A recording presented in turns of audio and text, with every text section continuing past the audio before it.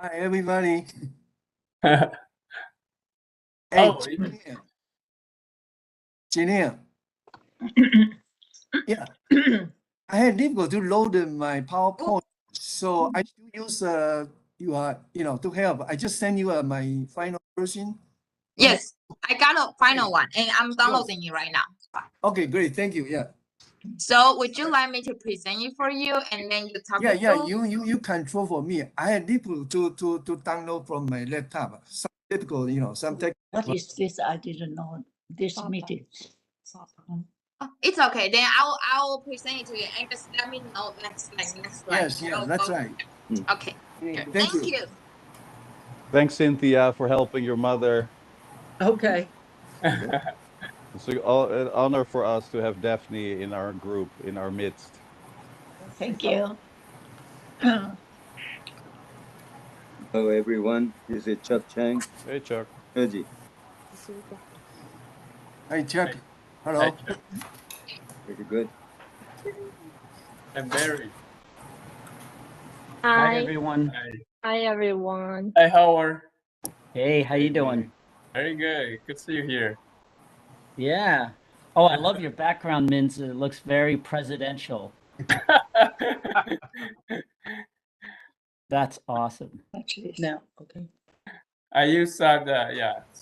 Just show we are FAPA. Hi, Chuck. Do you remember me? Of course.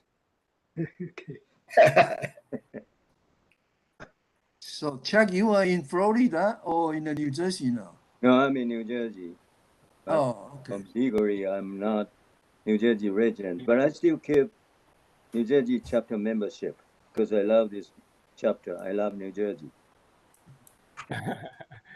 New Jersey is great. Except one thing bad, property tax killing me. Property tax. Yeah, that's a pretty high state, right? That state is very high, yeah. And a lot of COVID, right, Chuck?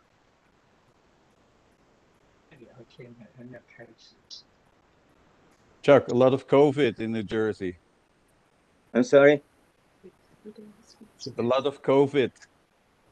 COVID, well, yes, I heard that, but I'm okay so far. I read an article that the guy there in the newspaper, the Ledger or something, he has been writing a couple of hundred articles about COVID, and then after 2.5 years, he got it because he went to Disney World last week.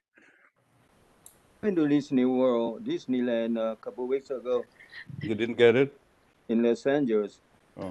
Most people don't wear masks, except me, my wife, and my grandchildren. So I'm not sure it's Disney related. I guess you decide what you want to do. But I'm on conservative side, so I do what most people do. No, not most. Most people nowadays they don't. In Florida, yeah. Hello there, this is John Yu. I'm joining the meeting now. Hello, John. Hello there. This is John Xie. Actually, recently I also test positive on COVID-19. Oh, really? And I had a fever only one day, and had some coughing, and then the last test was okay. Good. Very good. One thing, I have some presentation.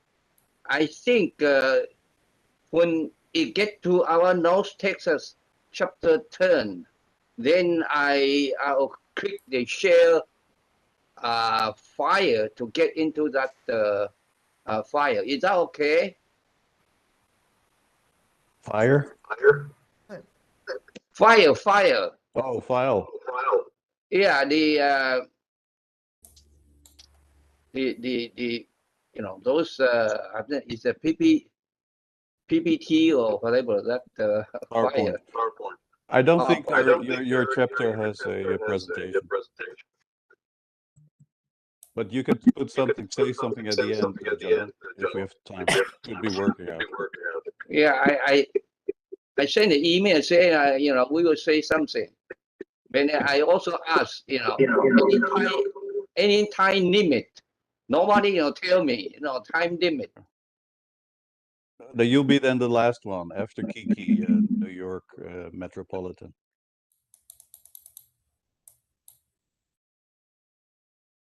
And I see Dr. Jerry.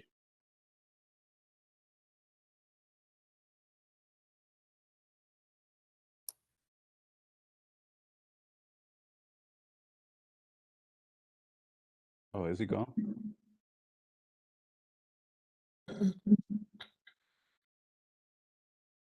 So Janelle, do you know how to present John Shea's Here. PowerPoint? Janelle and Cosette? Conscious PowerPoint. No, I can click the share and then bring the fire into it. Okay. So and then Oh, wait. then John, is I'm it here. okay that I'm you here. go I don't know after Kiki? if you can hear me. Yeah, Jerry, we can hear you. Our president, Cindy Liu, will speak first. Okay. Okay. And then so by that time you can after Kiki presenting, you can share your file. And then you can have Cindy, the special president, present it first. So the last one of the chapter presentations. And the time limit is like 5 minutes or something. We'll play that by ear a little bit, John. Well, you cut to half. Oh, was it 10 minutes? Okay, no, 10 minutes is fine. We were told 10 minutes. Okay. We recognize a few presidents. We have Bob Young.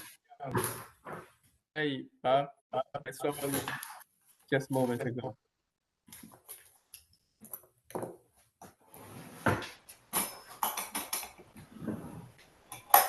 Bob.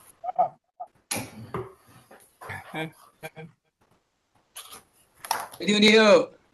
Hey. Hey, Bob. Bob, Good. do we have any more?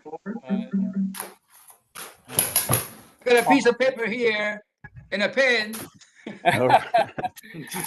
Yeah, so I want to remind everybody that bring a piece of paper because we are going to take a group photo at the very end and we will all write or we are FAPA or FAPA Chayo Kayu like this. And then you make sure you show this sign to the camera and your face, your handsome faces. So just like I'm doing this now, don't do it like this.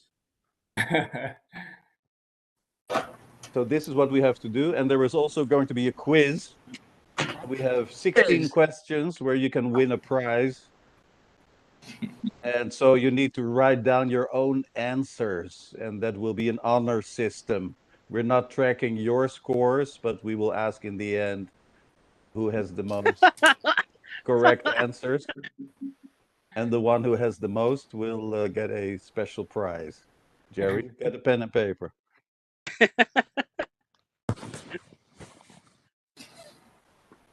So there's still 2 minutes time to get a pen and paper, and I suggest we will start the program, the festivities. Making me nervous. So we have Mary Young, our VP, as our moderator today, right? You nervous, Jerry? Yes. You want to win, right? I don't take exams anymore. Yeah.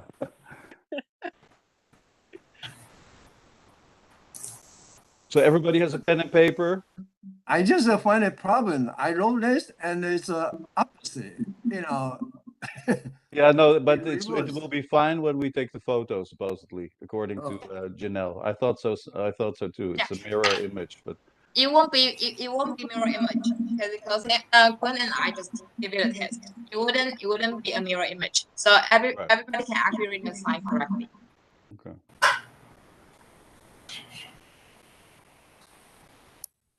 Are we recording this? Yes. Okay. Good. Did you get started? Yeah. So I'm not the MC tonight because you all hear me so often and you get tired of my jokes. And so I will not be the MC tonight, but I just want to make sure that you all get a pen and paper, that you will write "We are FAPA" or "FAPA Kayu Chayo" or "Long live FAPA" or "Long live Taiwan" or "I love Taiwan" with a heart or anything. Put something on there, and then at the end of this tonight, we will take a group photo. I also want to point out that, of course, this is a happy occasion. This is a family event, the FAPA family event. We will do a more official, serious banquet with honored guests and speeches and awards and lifetime awards in September in DC, and we hope to see you there also. And it is a happy event, but I also would be amiss if I wouldn't point out yesterday, of course, the sad killing of Shinzo Abe in Japan, which really, I think, shocked our community, especially after the Laguna Woods events on May 15. So I think we are respectful for that, but this is still a celebration for FAPA. So don't hold back and enjoy this. I will come back to you with a quiz show and a slideshow of FAPA 40-year history. But I first want to pass the mic to our vice president in Houston, Texas, with a warm applause for Mary Young. Thank you, Kun. Can you all hear me well? Yes. Yeah, okay. Thank you and welcome everyone for joining us today, our 40 years anniversary virtual celebration. My name is Mary. And first, I want to thank our headquarters staffs for working very hard every day to put everything together and make this event happen. We will be having very entertaining content and some fun activities today. And also, we will be sharing a lot of great stories of FAPA. So I hope you're very excited about it. Now, please join me and welcome our FAPA President Jian Mingzi to give us a welcome remark. Everyone, 大家好. Can you guys hear me fine? Yes. Yes. We can see you now. Yeah. We can Okay. hear you too. Okay, very good. Thank you. Thank you. Dear FAPA fan members, friends, it is a joy, right? And it's an honor for me to welcome all of you for this first event in our year-long 30th anniversary celebration. FAPA was founded in August 23rd, 1982. This is a very important date for FAPA, August 23rd, 1982. But we felt it would be good to already have a family gathering and get together as a big happy family, right? Just 1 month earlier. After the summer, like Kun said, we are going to have a more official and ceremonial banquet in DC, right? On September 17th. And I really hope to see all of you again then and there. Me. As I said, it gives me great joy to see all the support and enthusiasm for FAPA and for our beloved Taiwan, all here in this room. So before we start our lighthearted program with a slideshow, quiz, and presentation by some of you here tonight, I would like to start off a little bit of a serious note.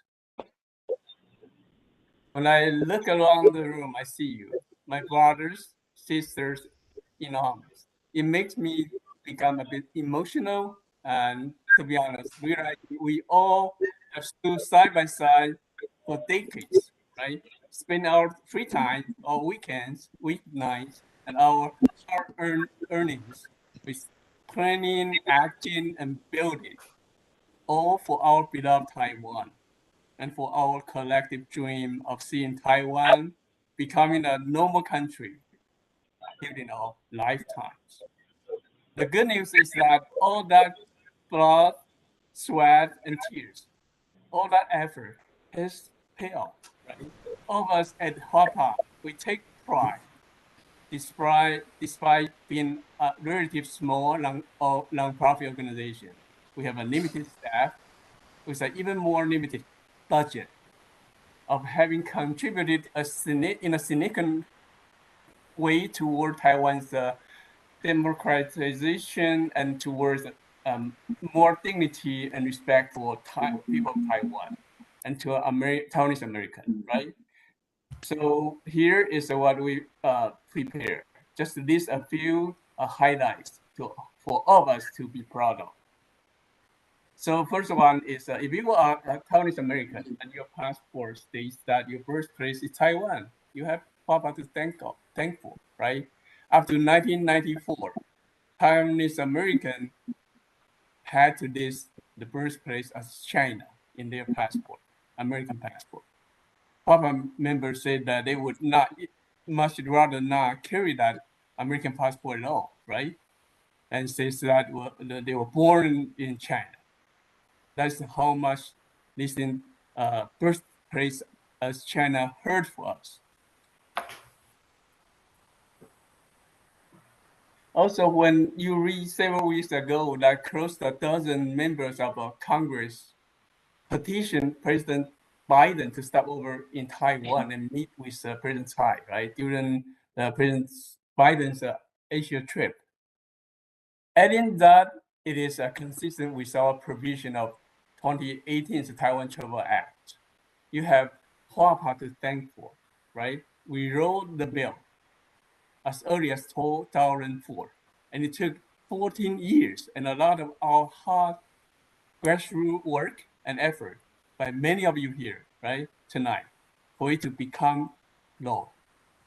And when you read that the National Defense Authorization Act of 2022 stated that the two cornerstones of U.S.-Taiwan relations are the 1979 Taiwan Relations Act and the 1982 Sixth Assurance, right? Completely leaving out the three communiques. Because with that, it verified U.S. one China policy in it. You have FAPA to thank for, right? We saw to it that in 2016, both House and the Senate unanimously passed legislation stating that TIA and Sixth Assurance are the cornerstone of U.S.-Taiwan relations. It setting the tone for broader and wider acceptance of this idea. And that's our idea, right? And when you read the governors of American states and mayors or American towns and city council of American cities issue proclamation of this past May, dedicating the week after Mother's Day as Taiwanese American Heritage Week. You have FAPA to thank for again. That was our idea back in 1999. Actually, that's Kun's idea. This annual week becomes more widely spread every year, right? And it goes without saying that we at FAPA could not have done this without the support of all our FAPA members. We all communicate as brother and sister. We all work hand together. As Benjamin Franklin's once family said, we must all hand together, otherwise we will all hand separate. So let's realize and be proud of how important the work it is that we do in Washington, D.C. and all over the country on behalf of our beloved Taiwan. As one of our scholar friends once told us, right?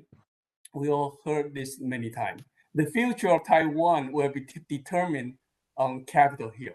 Think about this for a bit, right?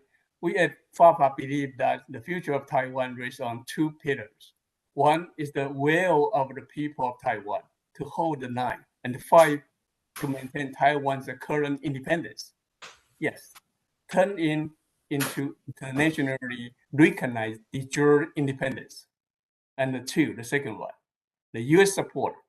That second pillar is the pillar that we here in the room, we need to prevent from crumbling.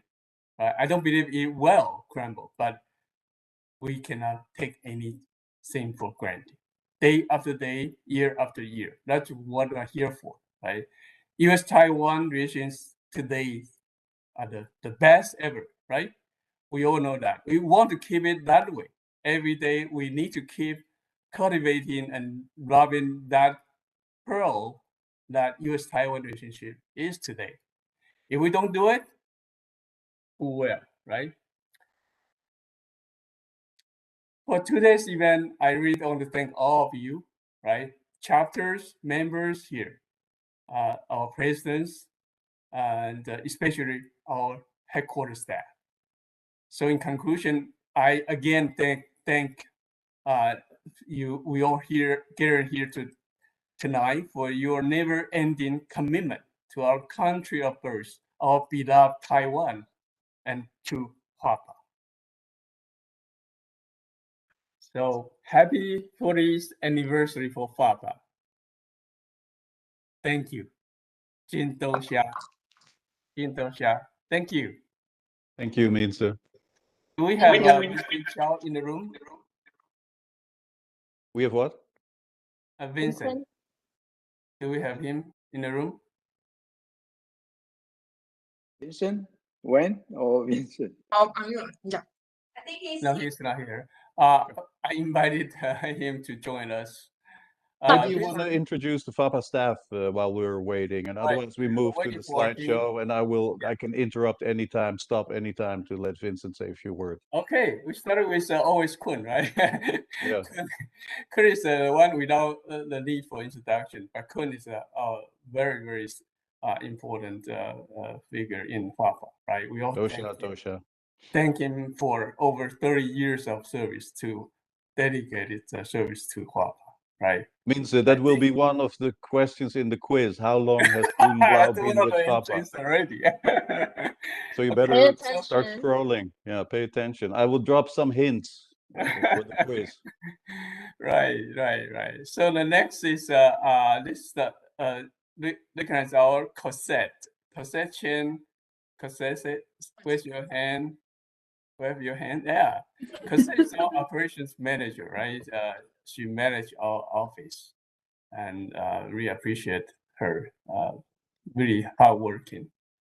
We are very fortunate to have her. Next, we have Zhirong, Huang Zhirong, Dr. Huang is in. Huang Zhirong is our policy fellow, right? Dr. Huang is our great asset. Help us a lot in all different kinds of policy. So, in addition to Kun, for sure. And yeah, so he is still in Taiwan and joined us from Taiwan. Okay, we have, do we have Jonathan here? Maybe not, right? Maybe not, okay. But Henry is here. Okay, and we have Janelle first. Janelle. Oh, yeah, Janelle. Oops. Yeah, Janelle Tai, she's our new staff, right? Officially started in June. Okay, we want to welcome him formally in this event. So she's joining as a communication specialist, and also she has some economic side of policy interest. So we are very happy to have her. This event is mainly her work with a lot of help from our headquarters staff, right? Okay, and next is our new intern, Henry. Henry, raise your hand. Yeah, he is our intern, and I think he's a student, right, in the DC. Which university? I forgot. Oh, it's George Washington University. George Washington, yeah. He's very outstanding. We are so happy to have him with us. Okay. Still, we don't have Vincent. Oh wow, let me check with him. He's on the way. He's on the way. Okay.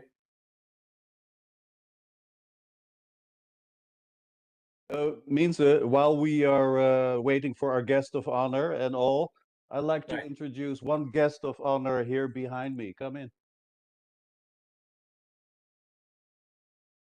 This is my lovely wife, Iris, who many Hi, of you know. Iris. You know, Iris was our staff before. Iris, say hi.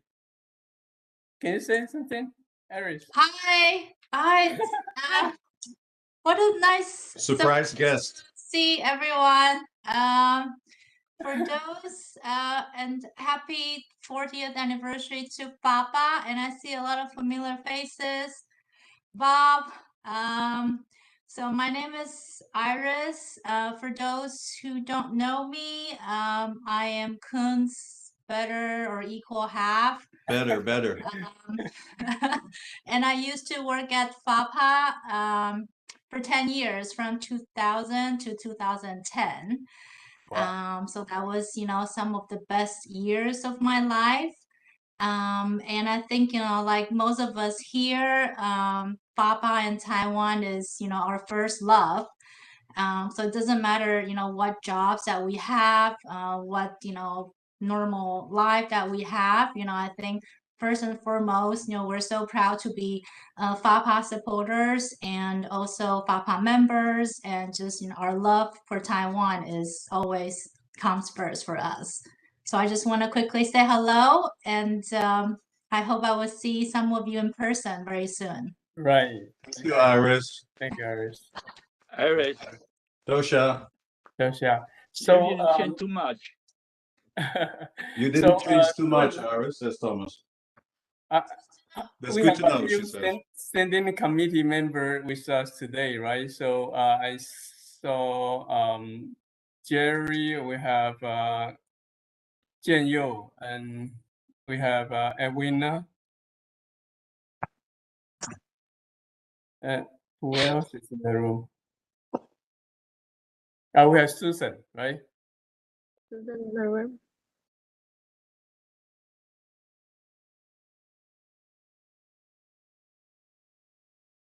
So yeah, I think standing committee is a little bit heavier work for beyond the board director, because they need to meet with me every month. So we need to go through our day-to-day FAPA operations. Yeah, so it is a bigger commitment, and I really appreciate that. I think we all should thank them.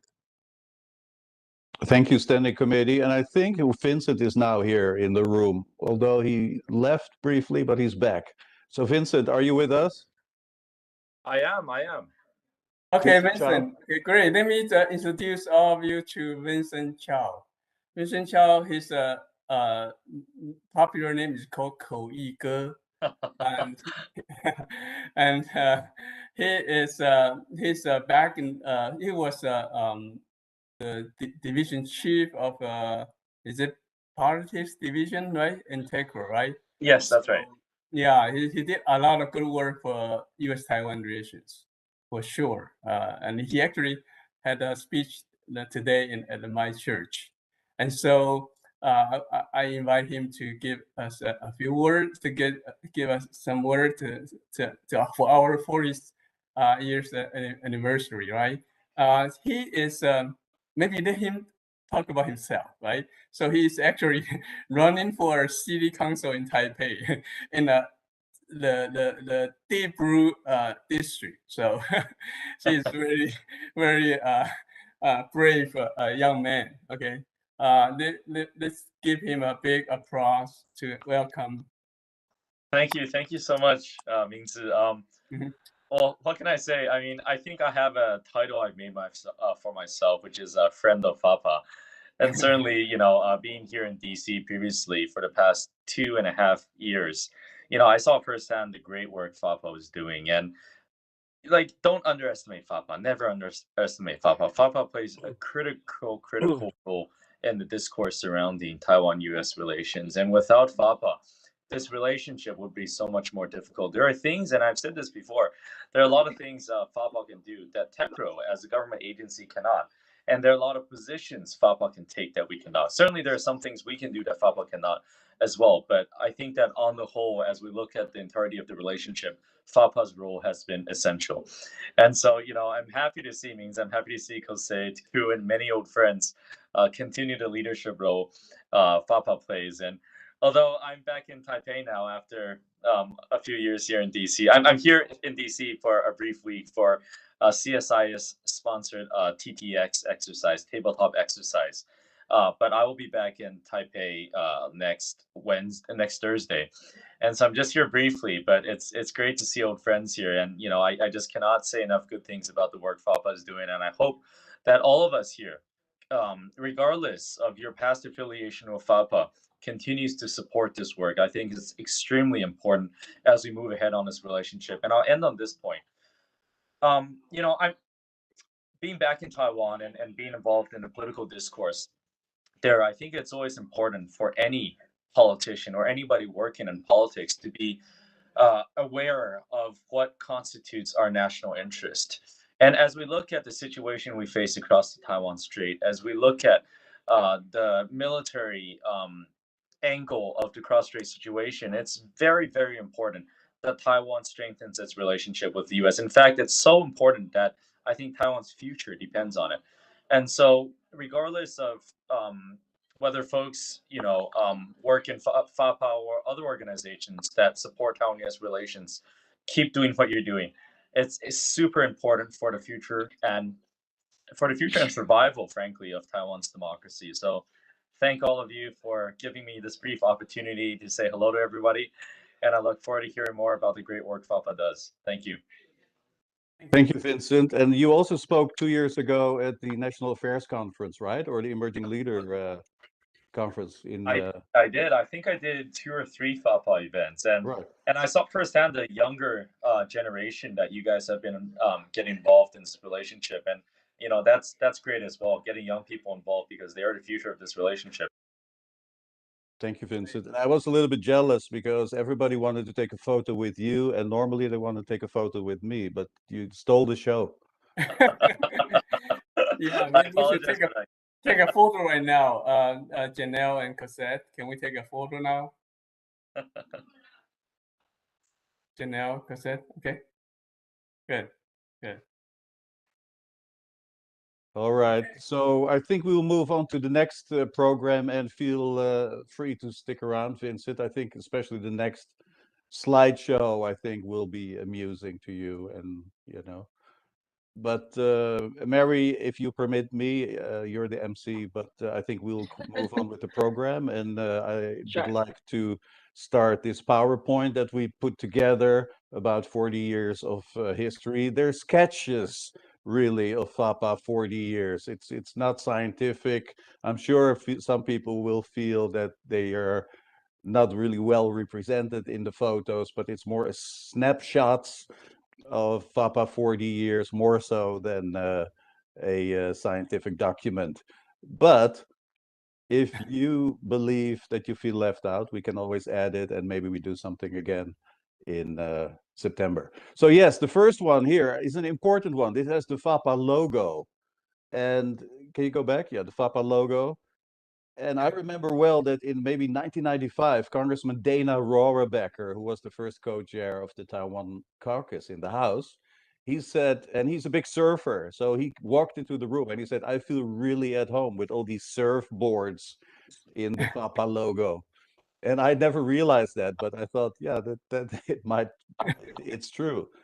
And one of the quiz questions after this slideshow will be who designed the FAPA logo. So quickly Google who did that, and so you will score 1 point there.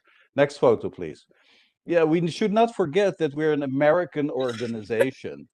And so we put this here. Vincent already pointed that out. He said, there's a lot of stuff that FAPA can do that TECRO cannot do. And it's true, we're an American organization. State Department will not call us and complain if we did something for Taiwan. And I remember that the Taiwan Security Enhancement Act, who many of you will remember in 2000, first was presented to TECRO. They felt it was a bit much, and we decided to do it. They came to us, the writers of the Taiwan Security Enhancement Act, they came to us, and we made it happen, and we passed it within a year with 340 against 71 votes in the House. So yes, we're an American organization. This is when Tsai Ing-wen came to Capitol Hill the first time. Chao Rong and I went to Union Station, to the shop there that sells flags, and we bought a flag. We didn't realize how big it was. We thought it was just a 1 meter by half meter flag, but then we presented it. Ross Layton presented it to Tsai Ing-wen, and it turned out to be a huge flag. So this is a little bit funny. Next question, please. Next slide. These are 5 FAPA presidents, as you see from left. Is Mark Cow here, by the way? I think he's in Vancouver today. I'm not sure if he's here today. But from left to right, you see Mark Cow, then Peter Chen, Minji Wu from Dallas, Texas, Dr. Fan from New Jersey, and then Wenyan Chen. This was at our FAPA convention about 7 years ago. Next slide, please. These are really early photos of founders and the founding fathers of FAPA, even before FAPA was established. I think it's a classic, legendary photo, and you will recognize several people there. Wang Kuei-rong, Mark Chen, Chen Tam-son, Peng Ming-ming, with Steve Solarz there, the third one on the front row from the right. And I think you will see Tsai Rong there in the back row, and several other people who really, we wouldn't be here today if it were not for them. Next slide, please. The doctors, yeah, Xu Chenzhao is here with us. Oh, right. He's a Marian chapters. Oh, Chen Xu. Yeah, Chen Xu, are you in the photo here? he is, right? Yeah, Let I'm me see. here. I'm here. The last row, and I'm on. I was on the left side, the first one. Oh, right. The first one on the very left, on the back row there. Our In current chapter 1981, president. I was the president of Chicago TAA, and the American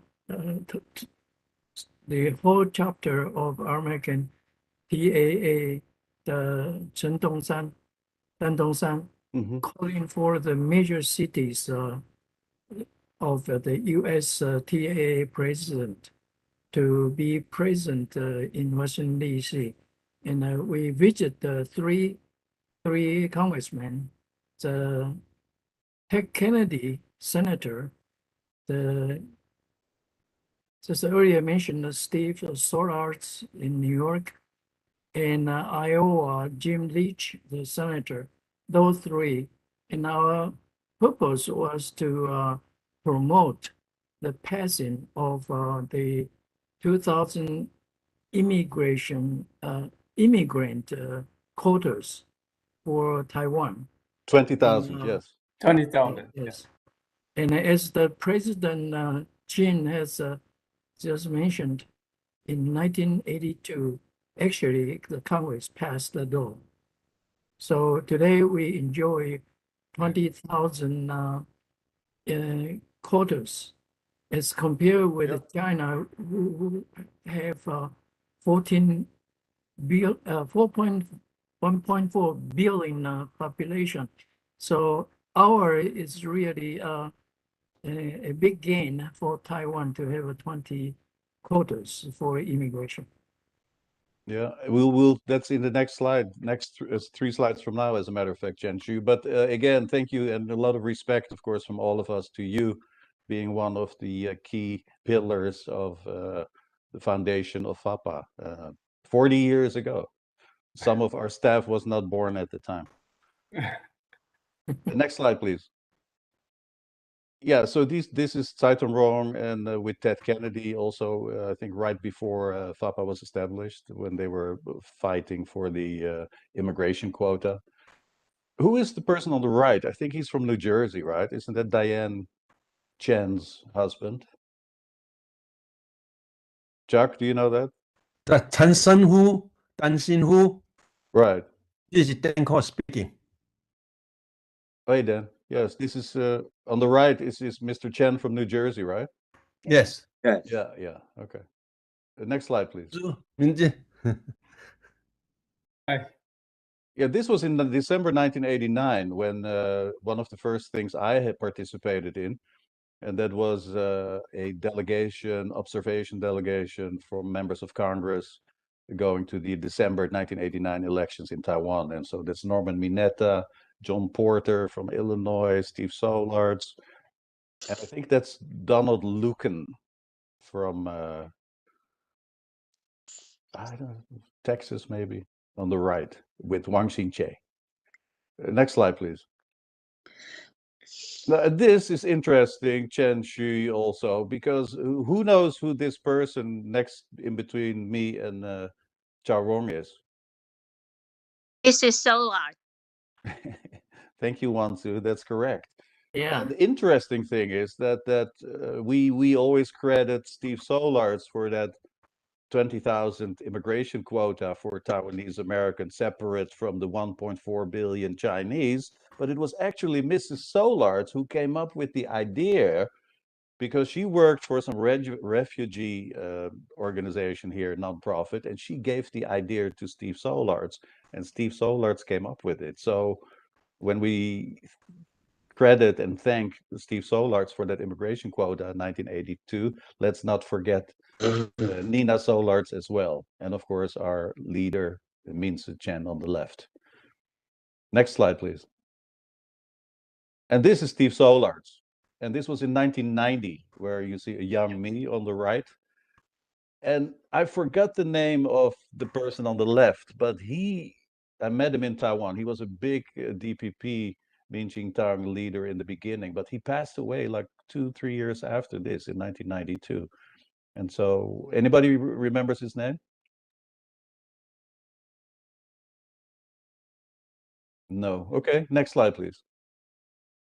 This is, I think, an important one also. This is Steve Shabbat, of course, and this was in when the Taiwan Travel Act went to the floor of the House, and Steve Shabbat introduced the bill in the House together with Florida senator in the Senate, and the bill became law and was signed by President Trump into law in March 2018. And I think it's one of the biggest contributions FAPA has made to Taiwan's democracy. I remember that right after the bill passed, there was even a Chinese spokesman who said, how come that after the Taiwan Travel Act became law, all these things or good things are happening for Taiwan? It's all hell broke loose in promoting democracy, freedom for Taiwan. So I think it's more than just lifting restrictions on high-level visit. It really opened the door. It opened the floodgates for Taiwan for the United States to help Taiwan. Next slide, please.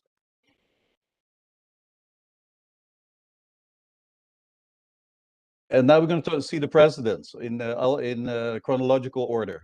So the first one, of course, next is Tsai Ing-wen. He was, even after his presidency was over in 1984, he still was very active and came to FAPA, worked for FAPA. He was executive director, I think, officially for a couple of years. And so until he went back to Taiwan, but even then he would still come to the FAPA office frequently, at least once a year, with creative ideas. Next one. You hear this is, of course, Tsai Ing-wen with Ross Lehtinen, with Chao Rong and me, with George Allen during the founding, I think there was the founding of the Senate Taiwan Caucus, which also, go back, that one that FAPA made happen, is the founding of the Senate Taiwan Caucus and the House CTC, the Congressional Taiwan Caucus. Next one, please. That's Chen Tan-san, of course, who I always tell him, and he reminds me every time we see him, that every time he is in Washington, D.C., he pays a visit to FAPA. And so I think we're grateful for the loyalty of the former FAPA presidents who 40 years later, still every time they're in town, they still drop by FAPA. And don't forget FAPA. Next one. This is Chen Tan-san with Ross Lehtinen, FAPA staff there on the right. You see Mike Fonte, Chantan Sun, me, John Tashik, who many of you know also, and then Charon. And there in the bottom left, that is Chantan Sun, John Tashik in the middle, me, Garrett behind there, and Tom Hughes, who is a former chief of staff for Senator Claiborne Pell. The next one. Chantan Sun speaking at the FAPA banquet in Taiwan 3 years ago. Next one. This is, of course, Peng Ming, the second from the right. We all know him, and you know he passed away last year, and FAPA put out a eulogy for him, of course. Next one. This is Peng Ming raising the glass. This is not at FAPA, unfortunately, because it looks like they're drinking champagne. But we were not invited. The next one. This is a good one, I think, with Ken Jong Wang on the right, Ong Kuyang, Wang Kuei-rong, who was president in 1989 when I joined FAPA in August 1989. And of course, that's Wang Xin-che in the middle, and then young me on the left. And this is in the old original FAPA office at 538 with the handmade FAPA logo that we had used for many years. Next one. This is John Chen on with Minji Wu, former FAPA president, and then John Chen there on the right. And he passed away 3 years ago, and I flew to Los Angeles to speak at his funeral, and he insisted on being buried in with a flag, a FAPA flag, in his casket. And I also want to tell you that Masao Yu, who a lot of you know from Cleveland, Ohio, when he passed away, his son called me and said that he wanted a pin, a FAPA pin, because Masao wanted to be cremated with a FAPA pin on his suit in his casket. So I think that illustrates the level of dedication and emotion of FAPA members and leaders like all of you who love FAPA so much that they even want to be buried with a token of FAPA.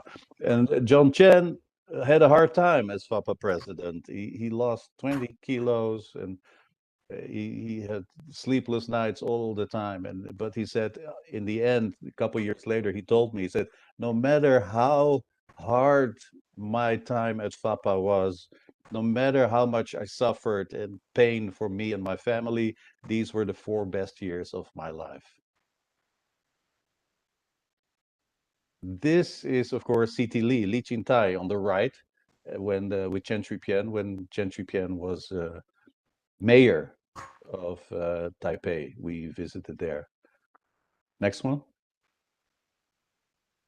And this is on the left, Peter Chen, our president. When he was still a little bit wilder and younger than during his tenure as president. This was a rally in, I think, about maybe 2002 that we did in front of the Capitol about, where we made our own missiles, as you can see there.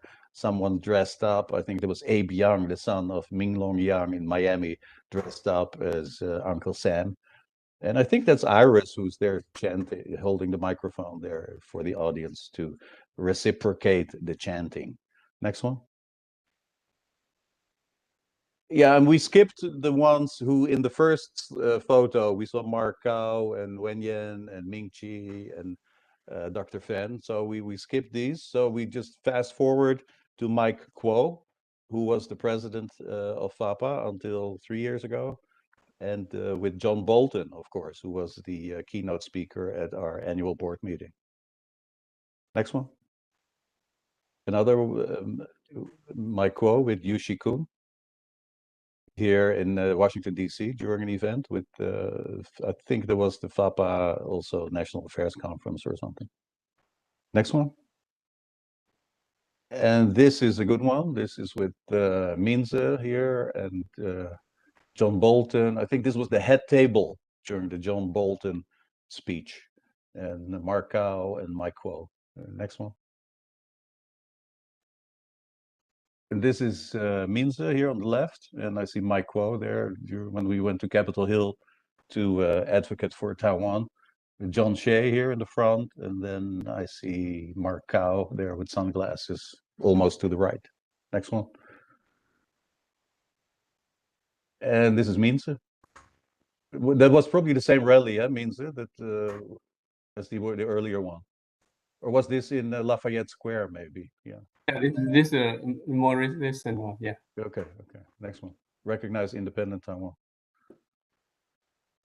This is Minze with, I think, members of the DC chapter. Next one. Okay, that's staff. This is a good one. This is me with Al Gore. And I started with FAPA in August 1989. This was in October 1989. I didn't know anybody in Washington, D.C. I rented a tuxedo because I had a ticket to an event. And I asked one of the security guards, say, is there anybody famous here in the room? And he said, no, the guy there ran for president. So I went up to him and I said, Mr. Dick Gephardt, can we take a photo? And he said, yeah, of course, let's take a photo. And then when we were taking the photo, he said, by the way, I am Al Gore. And so that's why you can see that I'm really looking very embarrassed, because I thought Dick Gephardt was Dick Gephardt, but it was Al Gore, who of course later became the vice president and almost the president. Next one. This is FAPA staff with Garrett here, second from the left, Chao Rong, and Jean Wu there in the blue dress, and then Chris Lin on the right. Next one. FAPA staff, Mike Fonte, who worked for FAPA several times, I think 2 or 3 times over the past 40 years, with B. Kim here, and me behind that, and Winston Deng, Garrett van der Wees, Eileen Lin before Garrett, then Chao Wong behind that, and Jean Wu, and Mei Chen, who was an intern at the time. And don't forget, of course, that B. Kim was a FAPA intern also in 1991. So always ask her if you see her. Next one. And this is with Wu Su-ren, right? The wife of Chen Shui-bian. She came to Washington, D.C., and we hosted a reception for her in the Senate caucus room. And so you see Iris there in the white suit, Mrs. Wen-Yen Chen, me. Is it Wu Su-ren is her name, right? In the wheelchair. And then Chen, yeah, Wu Su-chen, and then Wen-Yen Chen, and then Ronnie something there behind it. I don't know why he was there. And then Chao Rong on the right. Next one. FAPA staff, you recognize everybody. Li Qingtai was the president. Garrett in the back there with the high forehead. And then Bernard Tsai on the right, who many of you also know Tsai here from local Washington, D.C. He was vice president under Li Qingtai for 2 years. Next one. This is with Tsang Wen, of course, the first time when she came to DC. And we see Li Qingtai, we see Bob Yang, Chao Rong, Jean, Garrett, Tsang Wen, Kuhn, Eileen, Janice, who was a FAPA staffer for a couple of years, Wen-Yen Chen, and Vivian Fu. And next one. In the Capitol, that was in the Rayburn Gold Room where we held the reception. Yeah, this is, go back one. This is with Wu Rong-yi, right? Who is there standing next between me and Tsai Tong-rong. He came to Washington, D.C. for a panel discussion and also dropped by at FAPA, the tall guy there. Next one.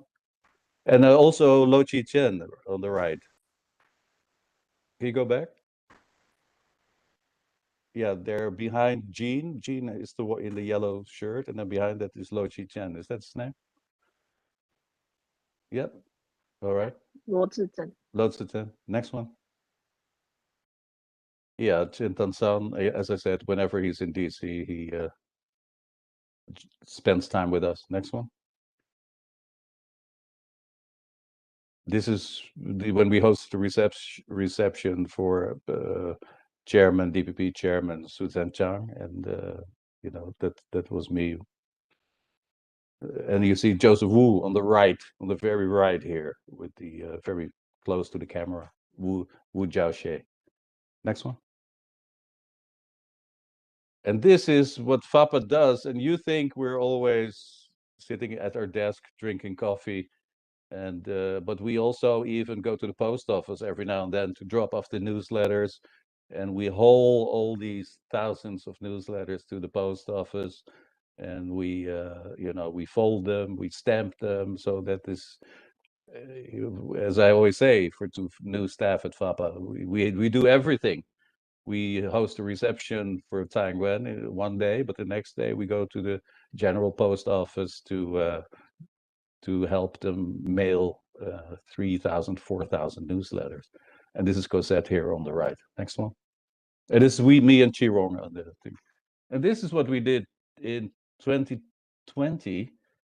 These are the face masks with Chirong here on the left, holding the FAPA flag with Wu Di, Wu Jiaoxie's son, Joseph Wu's son. And when we had, with your help and help from Taiwan, we bought thousands and thousands of face masks, and we sent them to congressional districts and hospitals here in the all over the United States, really. Next one. And Mike Kuo is the president, and he is a good cook, and so is his wife, Amy Kuo. And you know, whenever he would come to DC, you know, once every couple of weeks, he would cook Taiwanese beef stew, and so it was always, we were always looking forward to Mike coming to the office for a few days, because he would feed us for 3 days. Next one. And even better, Minze took us to one of the fanciest restaurants right after he got elected as president, like the Argentina Steakhouse, where they come to your table and they slice fogo de chao, I think it's called, where they slice off the meat. And so it was one of the best meals we ever had at FAPA, I think, in 40 years. Next one.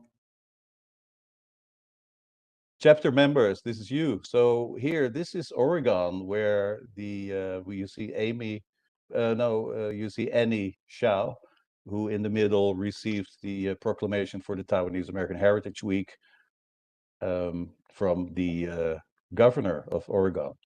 And so I think setting an example, a really good example for many of us on, you know, trying to make Taiwan better known in the United States once a year during the Taiwanese American Heritage Week. And I remember that when I came up with the idea for Taiwanese American Heritage Week, I first said to Wen Chen, the president, I said, let's do a Taiwanese American Heritage Day, because I had done a Dutch American Heritage Day in 1992, which is still celebrated every November 16. And then Wen Chen said, no, let's do a week, because it's we have so many Taiwanese, which is not really true, because there's 6 million Dutch Americans and only 500,000 Taiwanese Americans.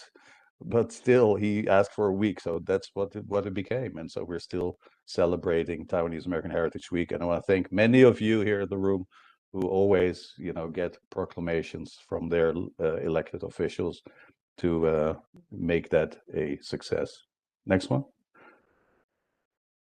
This is Chen Shu took this photo from Maryland, and this was when I spoke at the chapter meeting in in a restaurant, Dragon King or something in Maryland a couple of years ago. Remember that, Chen Shu? Next one. Yeah, thank you, Cohen. Good picture. And this is next one is John Shea, and I forgot the name of that guy, because I spoke at the same event. I think he did a tour for FAPA. He is a legislator now, Li Fayuan member. John, do you remember his name or anybody else? Taiwan Nan. Oh, that's his name? Okay. Yeah. Okay, next one. And this is, of course, the Howard and Chacho, and we'll get excited to see this one. But this the bi-monthly vigil, twice a month, I think, every 2 weeks in Boston. Rain, sleet, or snow. Next one.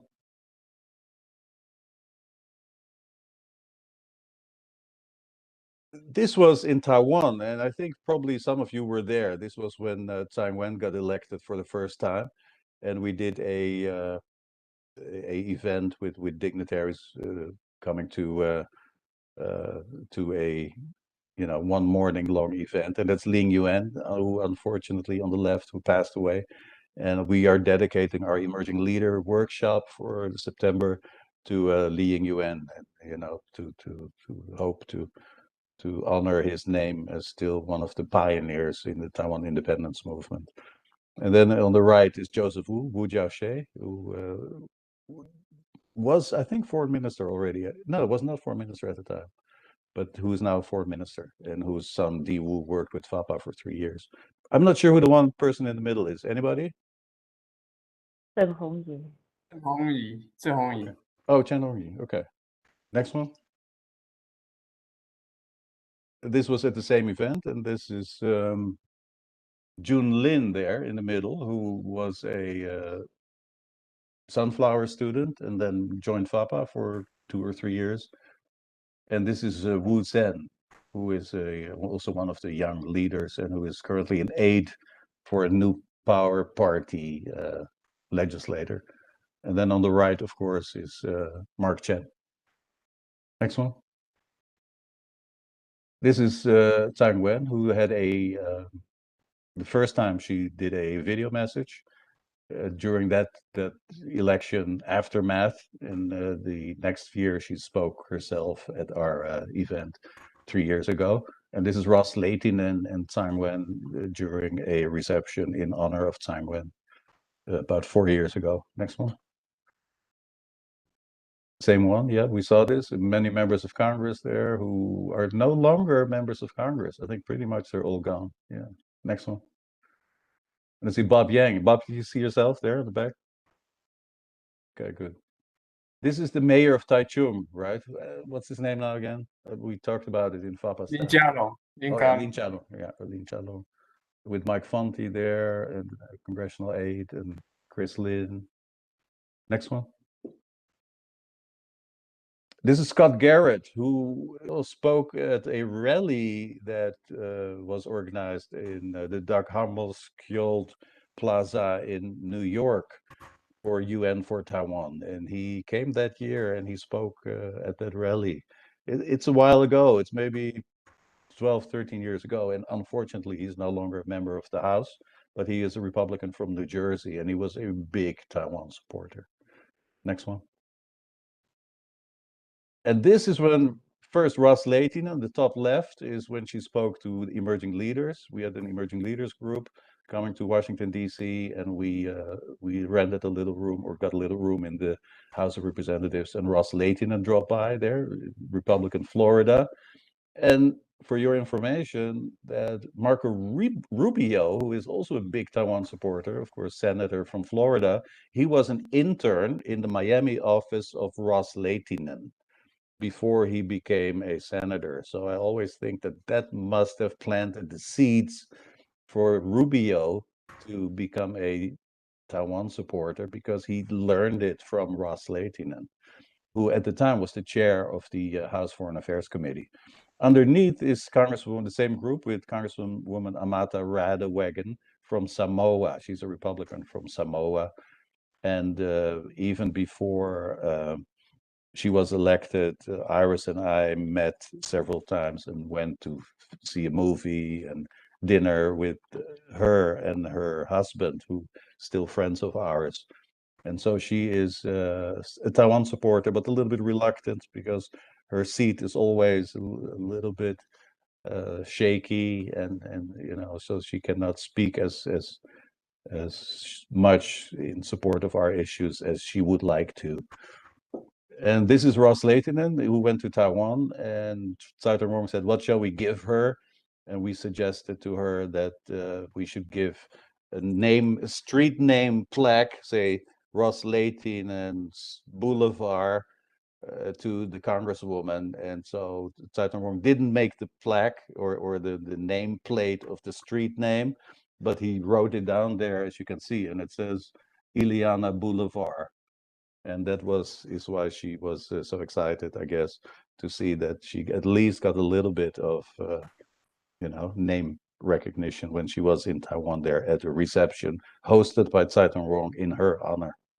Next one. This is a good one, of course. This is when we went to the National Advocacy Workshop. And you see Bob in the back, Bob Yang. You see Mary, top left. A lot of familiar faces. Peter Chen was president, Mike Kuo. When we were gathering before, we would fan out all over Capitol Hill to talk about the issues we care about. And during the breakfast early in the morning. So again, thank you all for your dedication and hard work year after year to spreading the gospel for Taiwan on Capitol Hill. Next one. This is Steve Shabbat, of course, Chen Tan-san and Chao Rong. And the thing is that we got Chen Shui-Pian on the phone there, on the cell phone. Because the year before, Steve Shabbat had spoken at one of our events, and we said, you know Chen Shui-Pian so well, you helped him get out of or get better treatment in Taiwan. And we wanted to get him on the phone, but it was so early, 5 o'clock in Taipei, and we didn't want to wake Chen Shui-Pian up because his health is already so bad. And Steve Shabbat said, who cares? And so we thought the next year, we indeed woke Chen Shui-Pian up at 5 o'clock, and we got him on cell phone FaceTime for between Shabbat and Chen Shui-Pian. And people, all these emerging leaders, they were crying in the back because they thought it was such a touching moment for Chen Shui-Pian and to Shabbat as old friends to have a chance to exchange a few words after several years. Next one. Yep, another National Advocacy Workshop gathering on the Capitol steps before we would go to members of Congress. Next one. This is John Shea, John, with the on the left bottom with the cowboy hat, and this was at when the sunflowers were coming to DC, and then they traveled to other chapters, including Dallas. That's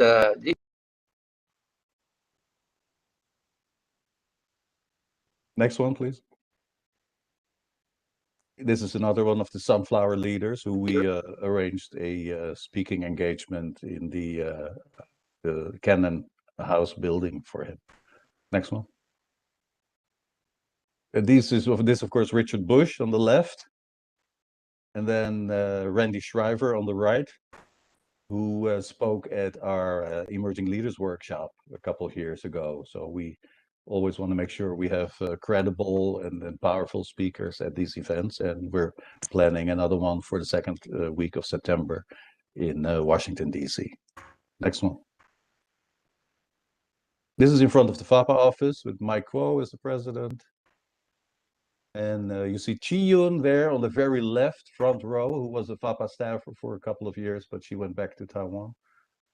And you see Cosette there on the back, very left, back. Next one. And this was at Twin Oaks, where the emerging leaders were welcomed by Stanley Cao, the ambassador there on the front row, and Peter Chen was there, and some of the Chen Wei-ting you see on the right, the second from the right on the front row, and a couple of other legislators, current legislators, who hopefully we can take some credit for getting them into the, getting them elected as legislators for New Power Party and etc. Next one. This was one of the, in 2019 workshop, there was one of the emerging leaders was a cartoonist, and she made this cartoon for us as a thank you for your week-long teaching experience. Next one. This is, of course, Andrew Young, who spoke also at one national advocacy conference a couple of years ago. Next one. And one more, youngsters group with FAPA president Mike Kuo. Next one. In front of the Capitol. So that's the last one. And so I would like to hope you join me in congratulating FAPA. Normally we do Happy 4th America, but here for us today, it's Happy 40th to FAPA. And I'd like to join all of you and with an applause for all of you to congratulate yourself for, keeping this going for the past 40 years. Thank you, Tosha. Any comments very quickly before we get to the next segment? So in the meantime, I want to ask you also to grab a piece of paper and a pen because it's now time for the quiz. Hey, Kun, Yes, Bob.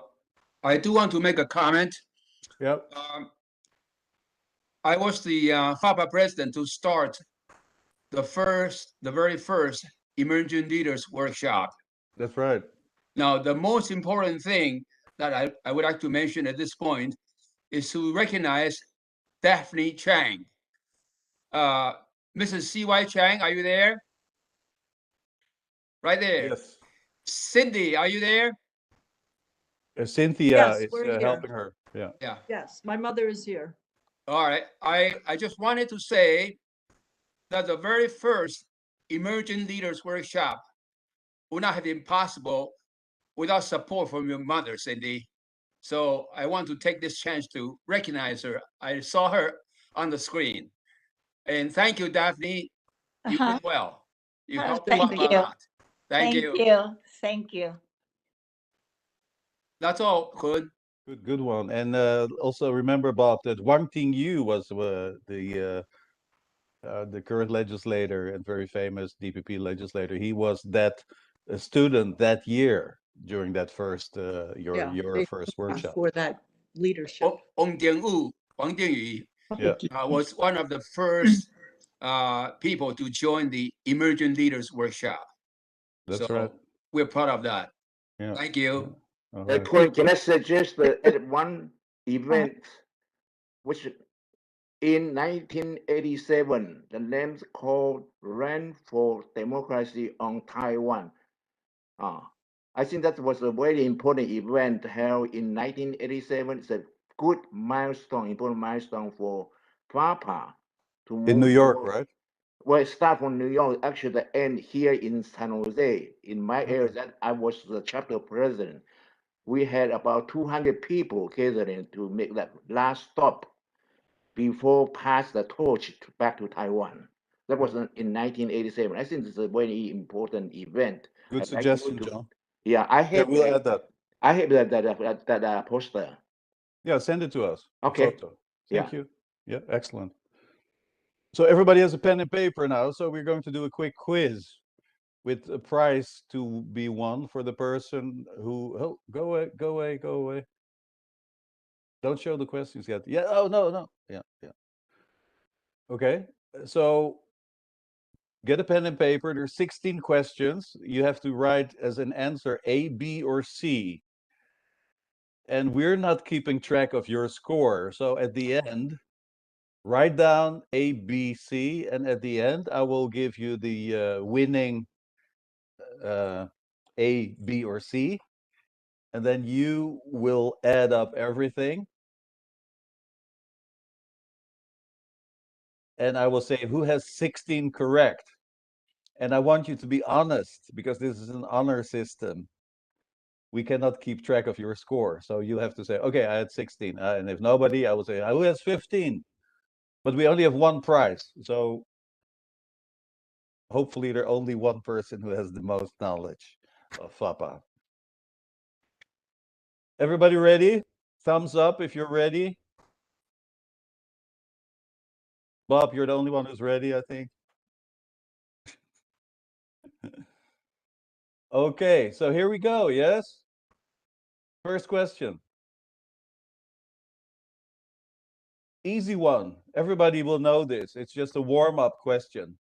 Where did the annual board meeting take place last year? So that is in December 2021. It was a virtual hybrid meeting with, and so A, Washington, D.C., B, Arizona, C, California. Write down. If you think it's A, Washington, write down A. If you think it's B, Arizona, it's B, California, C. Next question. How many presidents has FAPA had since 1982? This is a little bit of a difficult one. So think about it, and you still have a couple of minutes until we reach question 16 to think about it and count them in your head. So is it A, 13, B, 14, or C, 15? Next question. What is the house number of the FAPA office? 552 7th Street, 522 7th Street, or 525 7th Street? Many of you have been to the FAPA office and don't think you memorized it, but in a couple of photos earlier, you see the number of the house number. So if you had paid attention, you can have this correct. Next question. What is the nearest metro center near FAPA? Before Uber, we would take the metro to get to FAPA. And so is the nearest metro stop near FAPA Metro Center on the red line, Capital South on the blue-orange line, or Eastern Market on the blue-orange line? Next question. Which member of Congress was not a member of the so-called Gang of Four, who were instrumental in Taiwan's democratization in the mid-80s?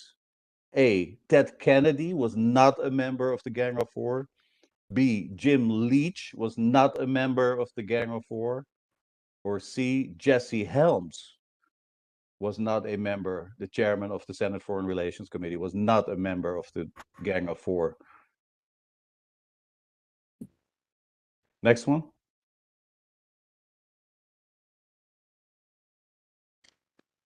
Hello. Oh, sorry. 1982, Taiwan was given a separate quota of immigrants, and I already gave you the answer if you remember, but if you paid attention, due to the diligent work of FAPA's founders before FAPA was founded in 1982. What was the immigration quota? A, 25,000, B, 20,000, C, 15,000 for Taiwanese. Everybody should know this one if you paid attention the past hour. Next one. In which year did Congress allow for Taiwanese Americans to list Taiwan as country of birth in their American passports instead of China? Means they talked about this also. So again, if you paid attention early on, you should know this. A, 1990, B, 1992, C, 1994. Next one. Question, has FAPA ever held its annual board meeting in Hawaii? A, no. B, yes. C, no, but we should. Next question. Who designed the FAPA logo? A, Ken Shu in Rochester, New York. B, Ken Wang in San Diego, California. Or C, Ken Wang in Long Beach, California. Next one. This is a very good one. How many years has Koen Blau been with FAPA? 31 years, A. 33 years, B. Or 35 years, C. Next one. What kind of nonprofit is FAPA? A 501c2, 501c3, or a 501c4? We talk about that so many times. I think you should know that. Next one. What was the first choice for FAPA's name in 1982? A. Fata, B. Papa, or C. Tapa? And then afterwards we decided to go for FAPA. But we first wanted to have one of these three. Next one.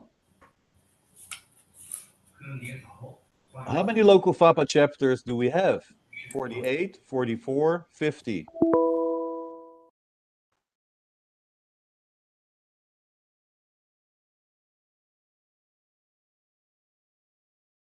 Next one. FAPA was incorporated on August 23, 1982. In which city? Washington, D.C., New York, New York, or Los Angeles, California?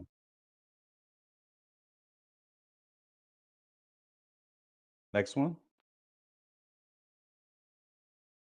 The Taiwanese American Heritage Week was FAPA's brainchild. What was the original idea for the Taiwanese American Heritage Week celebration? Taiwanese American Heritage Day, Formosan American Heritage Week, or Taiwanese American Heritage Month? Again, if you paid attention, you should know this. Next one.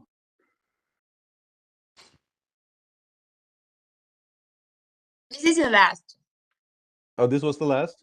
Oh, sorry. I'm sorry. Oh, We okay. still have. Okay. So, which representative and senator led the Taiwan Travel Act campaign in the House and in the Senate in 2017, 2018?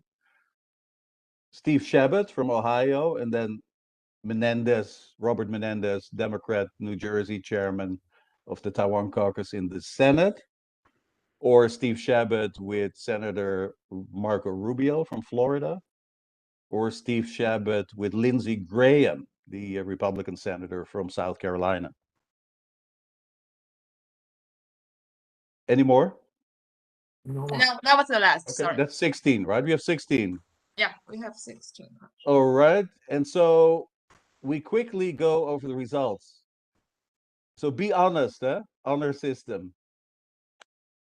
No claiming that you had it correct if you didn't. All right, show them one more time. We do this quickly. Janelle? Let me put all the PowerPoint.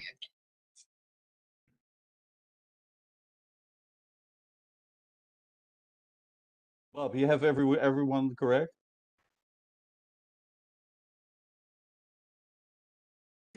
Impossible. Okay, where did the annual board meeting held last year? Washington, D.C. Many of you were there. So if you had A, you have 1 point. Next one. How many presidents did FAPA have? You guys know it? Answer is 14. That's B. So that's B. Next one. What's the house number of FAPA? 552. A. What's the nearest metro stop near FAPA? The answer is C, Eastern Market. Who has everything correct so far? Oh, Chen Shu, here we go. Which member of Congress was not a member of the Gang of Four? The answer is C, Jesse Helms. In 1982, Taiwan was given a separate quota. The answer is B, 20,000. I mentioned that earlier on when we were talking with Chen Shu. Next one. In which year did Congress allow for Taiwanese Americans' birthplace? The answer is C, 1994. This is a bit tricky, but has FAPA ever held its annual board meeting in Hawaii? The answer is C, no, but we should. and if you say A, no, you get half point. And if you have C, that means you're more in sync with the FAPA staff. Has FAPA ever held? No. Who designed the FAPA logo? The answer is B, Ken Wong, San Diego, who passed away 5 years ago. How many years has Kun Blau been with FAPA? The answer is B, 33 years. Still someone there who has everything correct? No. Okay, good. What kind of nonprofit is FAPA? 501c3 B. Next one. What was the first choice for FAPA's name? That was TAPA. And we felt, or that was before my time, but we felt that FAPA, which means kick in Taiwanese, or attack, FAPA, was more powerful than tapa, because that's more like a South American dish or a Spanish snack. And so FAPA became, tapa became FAPA. Next one. How many chapters does FAPA have? 44. Correct, 44. B. FAPA was incorporated in which city? The answer is B, New York. Not in Los Angeles, not in Washington. Next one. Heritage was brainchild. What was the original? I already said that. It was Taiwanese American Heritage Day. But Wen Yan-Chen thought a week would be better. So it's the Taiwanese American Heritage Week. Next one. Which representative led the Taiwan Travel Act? The answer is B, Chabot and Rubio.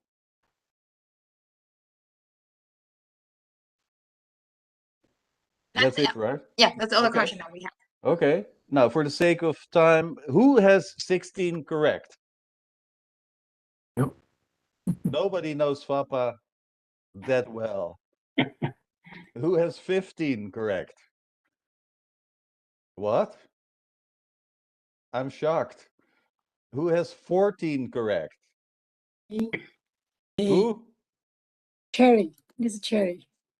Jerry had 14 correct? That's Yeah. great. I think we have a 14. winner. All right. And the winner, Jerry, is a little package of FAPA souvenirs, which will be mailed to you. It's, of course, the stickers and the magnets and the pin and the pen and the everything. So we'll send that to your house. So congratulations, Jerry. Great, thanks. Very And good. that is the end of the quiz. So I think our next item, Mary, is the chapter presentations. Bob, how many did you have? I have, you're You asking, got I have 13. 13. Oh, not bad, not bad. Yeah. Okay, I probably have not 13 and 13. I have 14. I have Thomas 14 had, too. who had 14? Eric. Oh, Eric, you had 14 too? Yes. You should have hit the buzzer quicker. Jerry got there I'm first. No, you Okay, also get the package. You also get the package, Eric, no worries. And I think Thomas Wong has 13.3, so 13.5. So congratulations, Thomas. Kun, I got the 14 as well. Also 14. Yes. Okay, Nick, also package. Glad we have a couple. All right. All right, congratulations to all the 14 knowledgeable FAPA leaders. So let's stop this before more people will come up with 14. And so congratulations to the winners. And Mary, I think we go to the presentations. All right, thank you.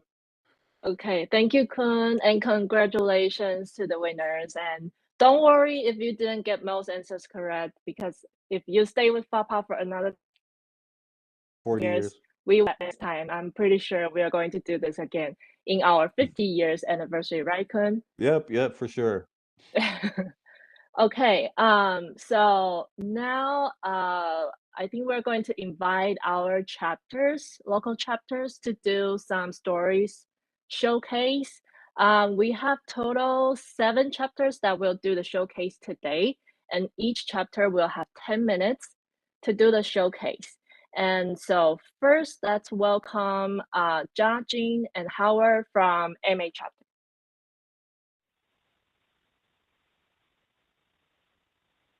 Hi, can everybody hear me?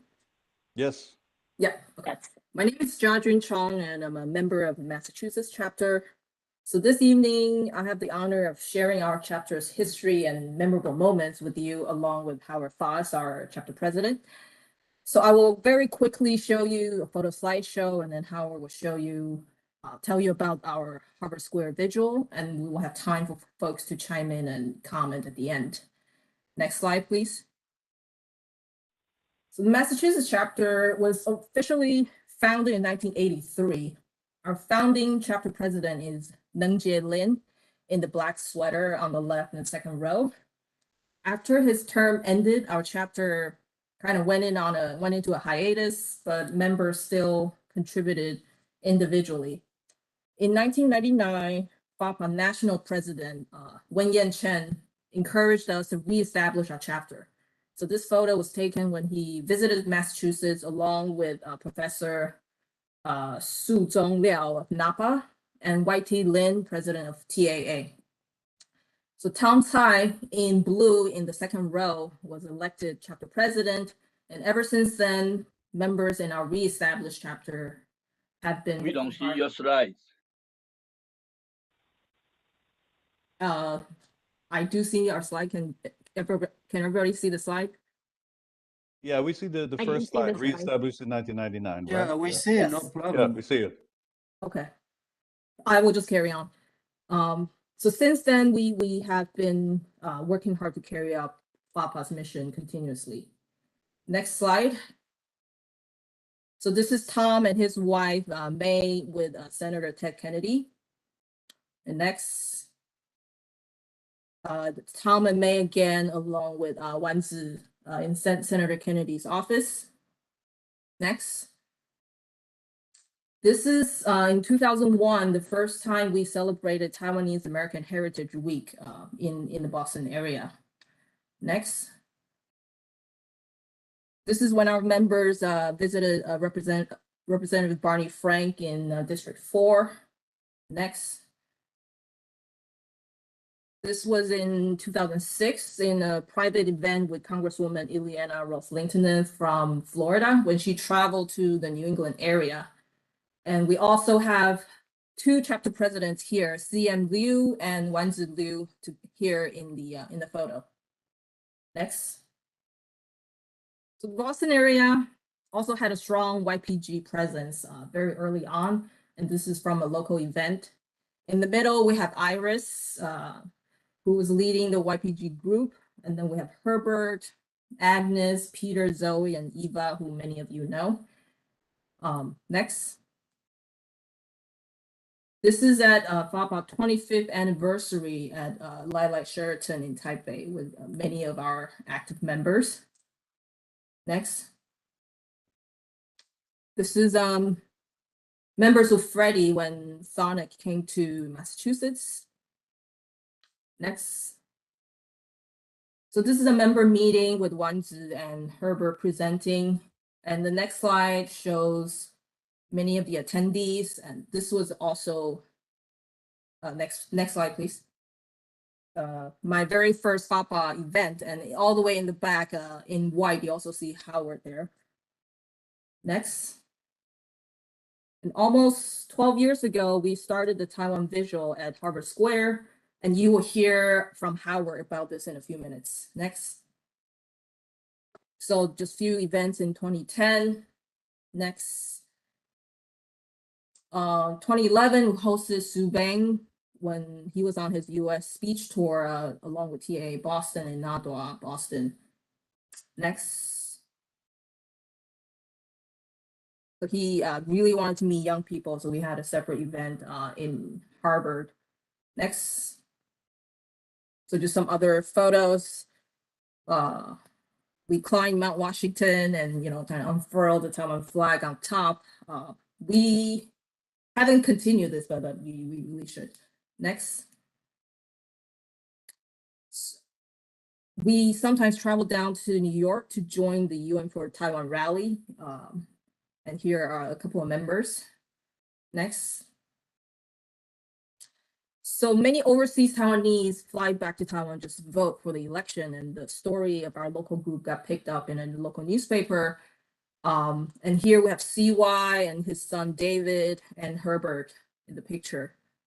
Next. This is a screening event we had in 2012. We have many friends who were here because Boston is a big college town. A lot of people study here and or do postdocs, and they return to Taiwan. And one of them here is Xie Pei Fen in the pink skirt here, who is currently a DPP spokesperson. Next. yeah, UN for Taiwan 2012. Next. So here's a picture with many of our recent chapter presidents. So we have Herbert, who was chapter president after me, and then Hezhou, Stephanie, and Howard. Next. Yeah, so with Freddie and Doris again. Next. In 2014, we hosted the Sunflower Movement student leaders, and this was taken at MIT. Next. And each year we send a group to attend the National Advocacy Conference, and we have really built up our very strong foundation among our members. Next. In the recent years, we have started working more closely with the local Tibetan, Uyghur, and Hong Kong activists. So this is when we protested the PRC flag raising in front of Boston City Hall. So that's Hezhou on the bullhorn. Next. And we've attended local congressional meetings, especially with what's been happening in Hong Kong. We joined forces with our Hong Konger activist friends. Next. This is us at Senator Ed Markey's town hall. And next. With Ed Markey again during his campaign for the primary. Next. So this is protesting again with the local coalition against the Confucius Institute at Tufts University, which has since then been, so that Confucius Institute has been shut down. Next. So here we have Richard Pearson on the left, so the driving force behind Taiwan Fellowship Act. So he's based locally here in Massachusetts. We also have Dr. Peter Ho from NAPMA and Ambassador Raymond Burgard together. Next. So this is at Congresswoman Ayanna Presley's open house in her local office. Next. Earlier this year, we worked with the local coalition to protest for Beijing 2022 Winter Olympics. So this, so we were at the NBC headquarters, and we got, our rally got picked up by local media. Next. So earlier this year, we were able to meet with Representative Jake Auchincloss, and he turned out to be very supportive. Next. So this is the last photo, and this was taken just this past Monday on Independence Day in Lexington, actually in Wen's backyard. We thank and salute our founding and longtime FAPA members. It is really because of your dedication and hard work throughout the years that our chapter is as active as it is today. So a sincere thank you to all the elders that laid the foundation for us. From here, I'll hand over the mic to Howard. Thank you, Jiajun. Can everybody hear me okay? Okay. Yeah. So I just want to say how meaningful, very deeply meaningful being involved with FAPA is for me. I think it's probably one of the most meaningful things I do with my time. And I just feel very blessed and very fortunate and honored to be here to speak with you all and watch this presentation. And it's just really very amazing and very touching. So I'd like to talk about the Taiwan Vigil, which was started back 12 years ago. And at that time, I had the opportunity to work with our local Tibetan community, our Tibetan brothers and sisters, and they started in 2008 in response to the Beijing Olympics that happened back in 2008. And I just thought it was just such an amazing idea to get people together to protest and, really follow their good example and do it within a Taiwanese context. And, at that point, you know, people would say to me, well, people in America, they don't know Taiwan from Texas or Thailand. But I said, that's the reason why we need to do this, to reach out to people, you know, local American people, people walking on the street, and also to grow within our own community. So it's like every month, second Saturday, 12 to 2, rain or shine, hot or cold, we're going to be there. I mean, we did skip a couple months because of CDC guidelines and stuff like that. But if it wasn't for, like, you know, a world emergency, we're there. So it's just been an amazing movement. I think it's been really successful. So many people have come through. You know, they've been students, you know, at really some of the most prestigious universities and schools in the world, you know, in Boston.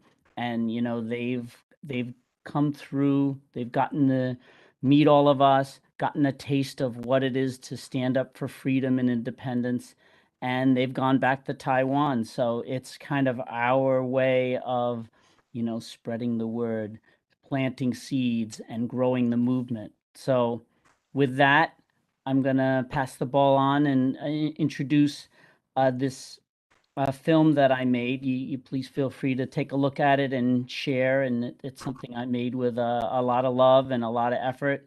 And I hope you enjoy it. Thank you.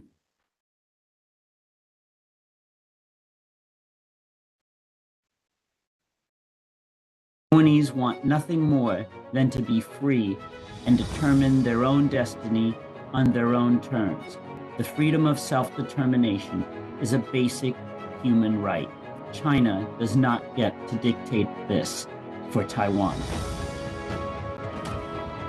Recent polls, time and time again, show the same fact consistently. Taiwanese do not see themselves as Chinese. They identify as Taiwanese.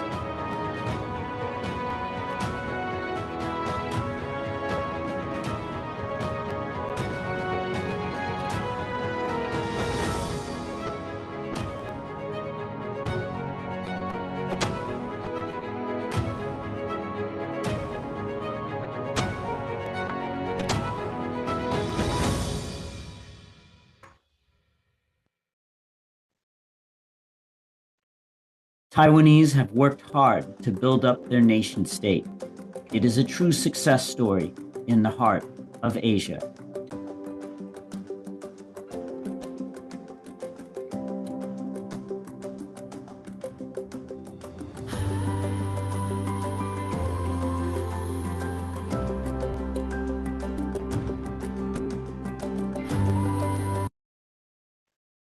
Okay, thank you very much for sharing that. And with that, I'd like to leave this open for any comments, any questions people have of either myself or Jiajun regarding what we've been doing in the Massachusetts chapter. I mean, I think our strengths are we're very active, we're bold, we're not afraid. We may be small numerically, but we have kind of breached the divide. We have very strong relationships with our Tibetan, Hong Kong, Uyghur, pro-democracy Chinese and Thailand brothers and sisters who share a lot of the same values, and yeah, like that. So if anybody has any questions or comments, please feel free. We're here. Thank you, Howard. Excellent presentation and chat, June. Thank you very much. So next we have Oh Yang from New York Hudson chapter. Oh Yang. Okay, yeah, Janine, could you put those PowerPoint on the screen, please? Okay, let's start it. Yes, yeah, good evening, everybody. It's my honor to meet you, everybody, online, and had an opportunity to present our chapter activity. My name is Oh Yang Gideon, and I'm the New York Hudson chapter president. And again, this is a very big event to celebrate the FAPA 40th anniversary. So move next, please. Okay, Just briefly introduce what our chapter. We are a very small chapter. We had 33 members, and the chapter was founded in 2000. And the first president was Thomas Wang, and he has been very active in our chapter and also in all of FAPA event. And then we had Kevin Wu. He's moved to the Albany, and I took over this position since 2012. And so far, we had established a very close relationship with these New York senators and local House representatives. Basically, every year we regularly interact with them and visit their office, attend their town hall meeting, and we also participate in various different types of community activity. And we are very honored and proud to be recognized by the headquarters for 2019, 2020, and 2021 outstanding chapter. So that's a state of our local chapter. Okay, those next. Yeah, just last week, could you have to put that caption on it? Yeah, okay. Okay, last week, this the TACEC 美东Bidang Haringway was held at the Holiday Inn Poughkeepsie, which is just a few miles from my house. And our chapter is located midpoint between Albany and New York City. So we are, as host, we present a FAPA forum for congressional and grassroots advocacy. Kun and I, we are presenter, and we are talk about introduce to promote FAPA's visibility. And we also have page the advertisement on their programs, and we set up a table over there. You can see on the top was we had all members, senior members from the different chapter. We took a group picture, and the bottom picture was Cosette. Cosette was there to also in the last 2 days. Okay, and we are very happy. We are able to recruit a few new members, and one of them already signed up the e-petition, e-application online. And we also are able to recruit some new member from the Boston area. And I had referred to the Jiajun, yeah. And of course, a lot of senior members and senior friends attend those TECEC. And we are able to retain and recall. And they come to me to tell me, they like to our local chapter to pay more attention to this so-called missing members or, the seniors members. And at the end, we are lucky we are able to make some fundraising to collect some donation. I think the button was not showed up. Yeah, actually, we are able to correct some check and some commitment from the meeting. Next, please. Okay, that's fundraising. Yeah. Okay, this is the PowerPoint and the animation. Yeah. Okay, and earlier this year in February, some members we meet this Mark Marinaro. He is our local Dutchess County executive, which is our county, and he has been our county executive for a few terms, and he's running a New York 19th district, and our district is 18, which is Congressman Sean Bernardi, but he is running for the 19, and we had some kind of meeting activity there. And you can see we had Thomas Wang and Kevin Wu and Mark, county executive, and myself. And at the meeting, we are able to ask our county executive to issue, a Taiwanese heritage, Taiwanese American Heritage Week proclamation. And Mark Maria is very happy to promise he really issued. This is the copy of the proclamation. So that's one of the grassroots activity, we had done for this year, early this year. Okay, and next one, please. Okay, last year's in September, few of this New York City AAPI we had a meeting with Senator Tammy Duckworth, and she has been very strong supporter for Taiwan. And in the meeting, we are able to ask her to join the Taiwan caucus, Senator Taiwan caucus. And she promised right away, and she indeed joined it. And so it becomes a new member of the Taiwan Senate caucus.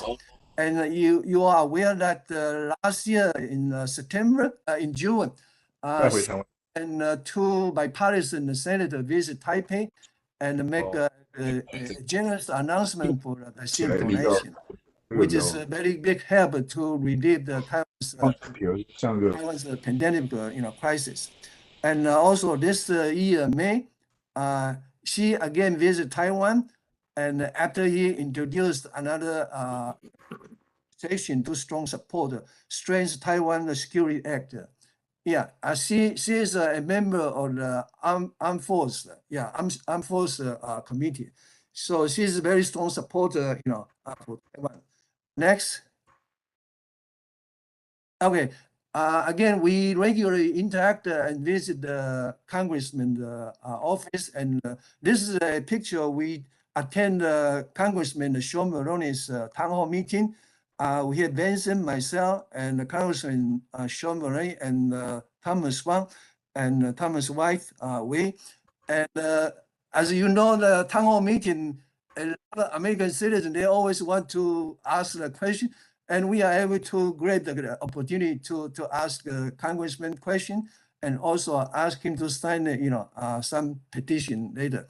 And Congressman Sean Maloney, he and a Congress delegation was visit Taiwan, and at that time also tried to visit Beijing in 2019 before the Taiwan election. And Beijing was give the delegation, a hard time to say you need to cancel Taipei trip in order to visit Beijing. Okay, so anyway, at the end, the Congress delegation they just ignore what the Beijing's request. And after Congressman Sean Maloney come back to U.S., he sent a letter, sent an article, and sent to the Wall Street Journal, entitled "Beijing Tries to Bully Congress." Yeah, and basically it's make PRC looks really, really bad in this articles. Yeah. Okay, so next. All right, and this is already showing. Yeah, 2019 the National Advocacy Conference. We had a 7 New York member team, and we visit the Capitol here. And at the Monday, visit, we are able to visit the 2 senators' office and 10 congressmen representatives. It was very productive advocacy, yeah. And the bottom one we already couldn't already show it. This is a national board meeting, and the Monday we always go to the Capitol here to do the to visit the congressman's office. Okay, next. Okay, this is the last year's October. We FAPA also involved in the local cultural festival, and this is a Wabanjo Community Festival. And you see the Tom Hollis trophy, which will win the award, for present this Taiwanese local culture. This is 2 famous character in Taiwan's temple. And we had those FAPA's, flag, put on the car. Okay, next. This is our chapter meeting in 2019, and Stephen Yes was given a talk on the, expanding support for Taiwan through community engagement. And then the right one was the Keep Taiwan Free for Free March. Basic is UN for Taiwan the March. That's 2019. It's all before the pandemic crisis. And the bottom one was usually every year this May have this passport to Taiwan festival. We are 3 Northeastern chapter, New Jersey and Metro, chapter. We always sponsor this FAP table to promote the FAPA and the Taiwan. Next. Okay, to the end, I just want to share some of, basically it's just like everybody knows this Jewish have very strong power influence in capital and also in the U.S. Politics. And I just put a comparison, to see what we can learn from the Jewish people.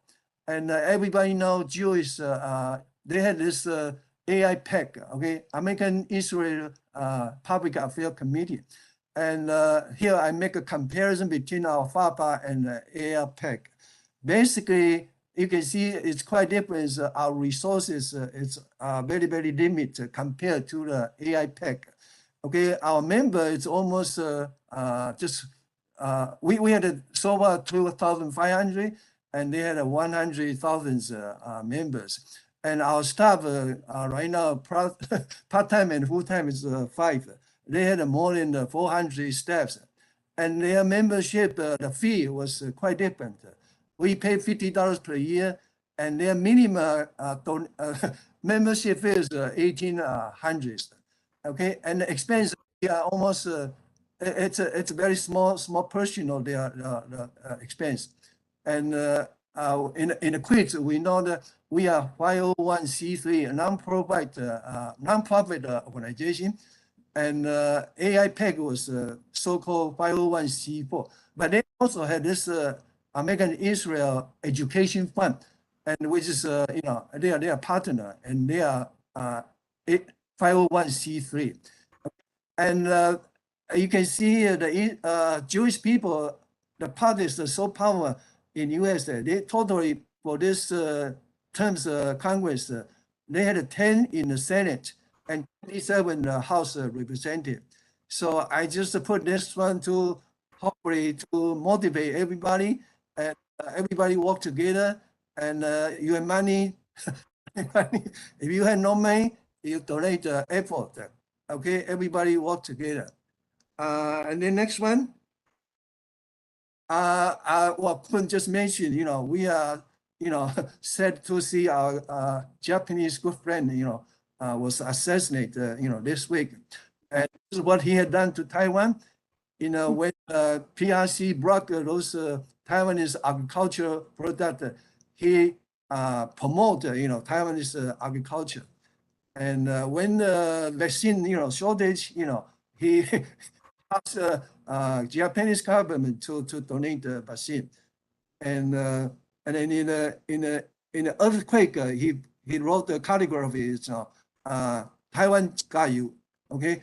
And he just say, everybody heard this slogan, when Taiwan in trouble, Japan is also in trouble, okay?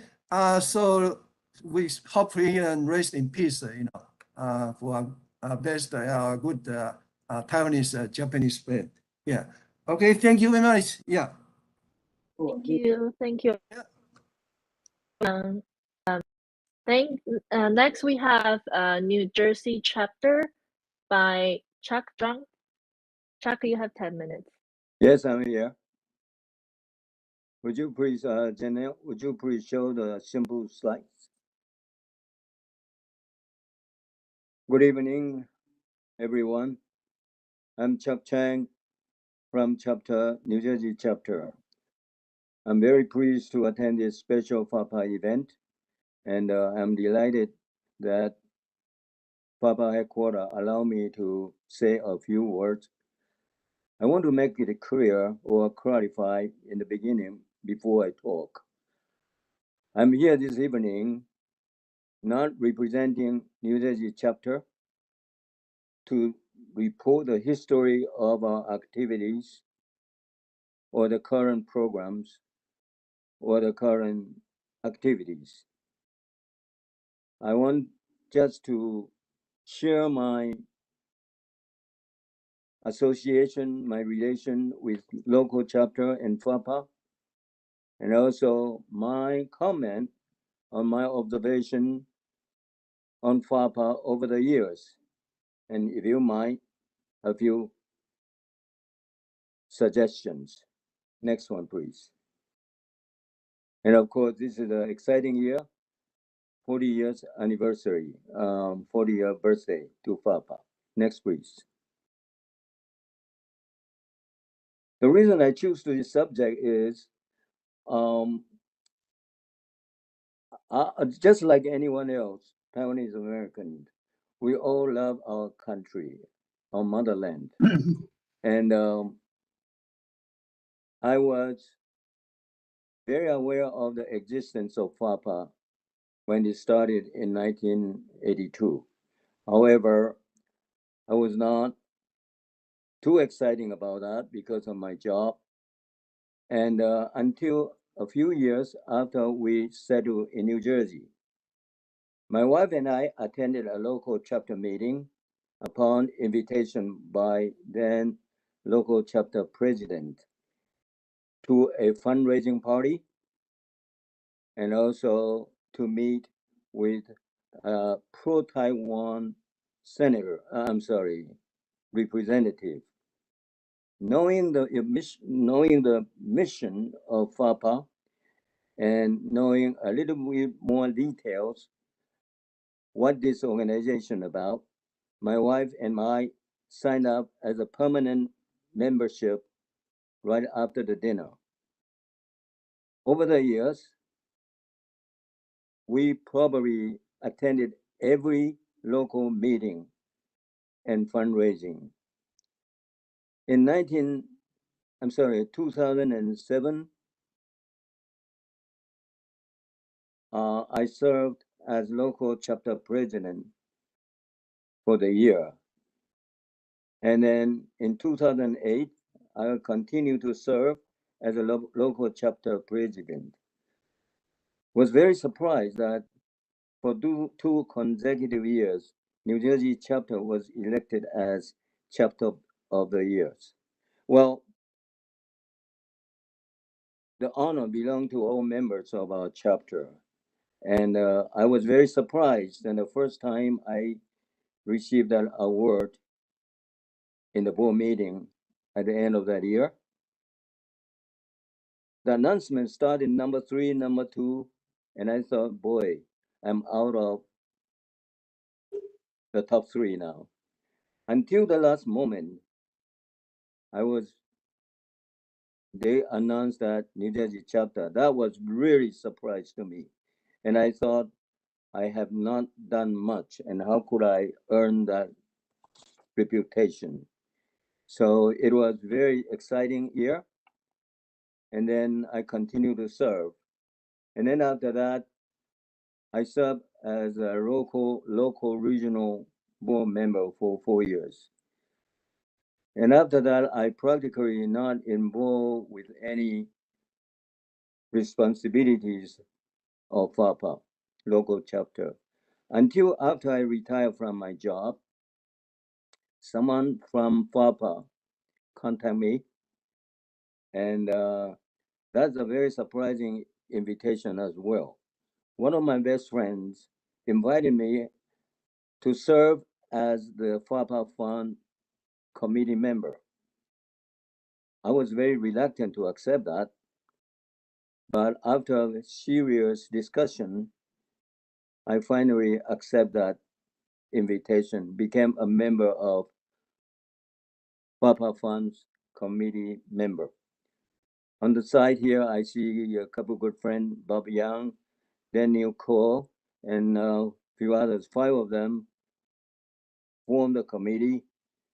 And I was very hesitant to accept that responsibility because I almost know nothing about investment. And I know FAPA Fund is public funds. We have to be very careful. We follow the guidelines of finance department. 5 of us get together. Bob was our president. And during that meeting, I learned a lot about investing. Of course, after serious discussion, they thought I would be the right person to take some more responsibility. I served as the first trader of the committee. That even more nervous to me. I hastily accept that assignment, knowing that I will not be the active trader. I will be the passive trader. And after 5 years, we were able to preserve the capital of the investment plus some marginal profit. And I retired in 2007. After my retirement, I really get actively involved with FAPA activities, except I'm a continued supporter of FAPA activities. Next slide, please. Well, I can only speak myself for the term I serve as local president. This is one of the events we present our chapter award to our chapter representative, Congressman Scott Garrett. It was a long time ago. Next one, please. The year I received chapter of the year, the president was Dr. D, CTD. Next, please. This is one of the activities we joined the local Great New Jersey, Greater New York Taiwanese American organization in UN for Taiwan Raleigh. I do not prepare to present the activities of our chapter through the years. Next, please. Next, please. My comment is, with all those years of participating in FAPA activities, I am very honored and proud to be a FAPA permanent member. And for those period, I was very happy to see young people, especially people with different ethnical background, to join FAPA, especially some young people. The other one was my observation over the years. FAPA was very fortunate to have very strong and capable leaders, all national headquarters president, local chapter president, not meaning myself. They're working very hard. And I also, FAPA was very fortunate to have generous donors and also very enthusiastic volunteers. The other feeling I had was FAPA's success or achievement was very recognized by people in Taiwan. I was lucky to attend the 25th year's anniversary in Taipei, and I got to meet some of FAPA's pioneers and some dignitaries from Green Camp. I also met some people on the street because I wear that FAPA shirt. And as soon as they see the logo, we started to have our conversation. And the conversation ended up to be very, very positive. And of course, I take the opportunity to tell them that's what we Taiwanese Americans are doing in America. Next, please. FAPA training, my feeling over the years, FAPA's training, including congressional advocacy or visit skills, the emergency leaders training were very helpful to me. Because I found in the past, I thought those other people, high position people, must be very difficult to talk to. In fact, after going through the training with those skills, I find out it was relatively easy to talk to congressmen or senators, or if they're not available, to their aides. So I personally feel the training was extremely helpful. The other reason I thought I joined FAPA was I thought FAPA provides excellent networking and learning opportunities. Because every meeting I attended FAPA gathering, I learned something, and I am very impressed when I attend the board meeting in Washington D.C. The way they execute, they conduct business, the way they follow democratic procedures, that impressed me. And the last thing I think I personally thanks to FAPA headquarters staff. You people work very, very hard to handle the project. And especially, I think two individuals, Mr. Kumbrow and Mr. Garrett Van der Wies, for their dedication and contribution to FAPA and to Taiwan. Even though Mr. Wies is right now not with FAPA, but he continued to write Taiwan communicate. FAPA was very grateful to have these two Taiwan Kansai. Next, please. I have a couple suggestions though. I think we all should encourage more people to join FAPA because I remember for some reason, some of people retired or, but we need to encourage more people to join this incredible organization. The other thing, like Ouyang just mentioned earlier, I would enhance our connection with our congressional representatives and senators. If it's possible, attend their local town hall meetings and local fundraising events. I think this is a continuous process because we cannot ask them to do our favor when the time is needed. The other one is enhance our grassroots action. Talk to our neighbors, our co-workers on every occasion you could. Next one, please. My reflection and encouragement.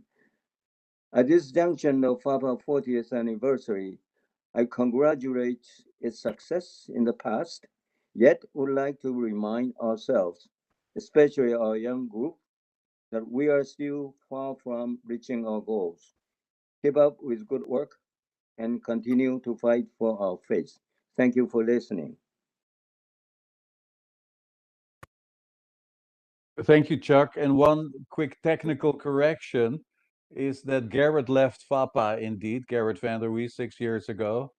And if you receive the Taiwan communique electronically every Thursday morning in your mailbox, that is taken care of by Chi Rong Wang, who is our staffer in Taipei. And so Garrett stopped writing the Taiwan communique 6 years ago. Yes. All right. All right, Mary, who's next? Next, we have Pearl from Texas Central.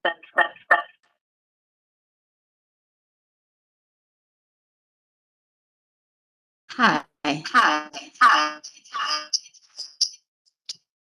Hi, everyone. Can everybody switch off their mute themselves? I think there's some echo going on. So let's all mute ourselves except Pearl. Hi, everyone.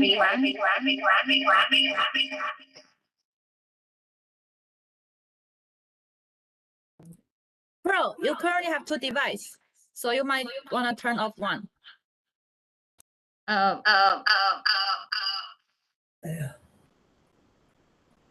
should I do?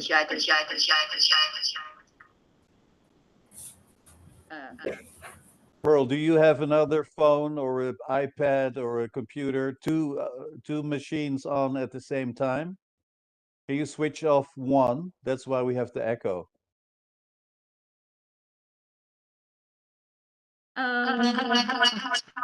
Okay. Let me.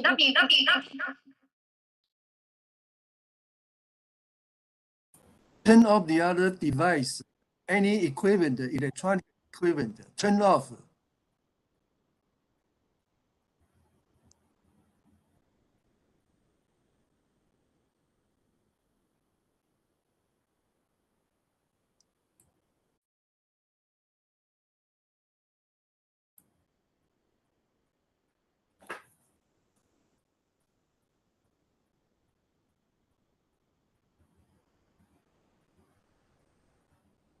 Otherwise, we can come back to Pearl after. Oh, here we go. Okay, is now you can hear me now? Yes, perfect. Good work, Pearl. Okay, I'm sorry. 讲拍谁？Anyway, 讲拍谁？Our Texas Central chapter started in 2000, but in 2018, there were only 3 members left. At that time, FAPA President Michael Guo came all the way to Austin to reactivate our chapter and elect a new chapter president. I was elected. Next. Next, please. Our membership expanded from 3 in 2018 to near 40 in 2019. Therefore, we won the Membership Growth Achievement Excellent Chapter Award. This year, 2020, we won the same Membership Growth Achievement Excellent Chapter Award again. Next.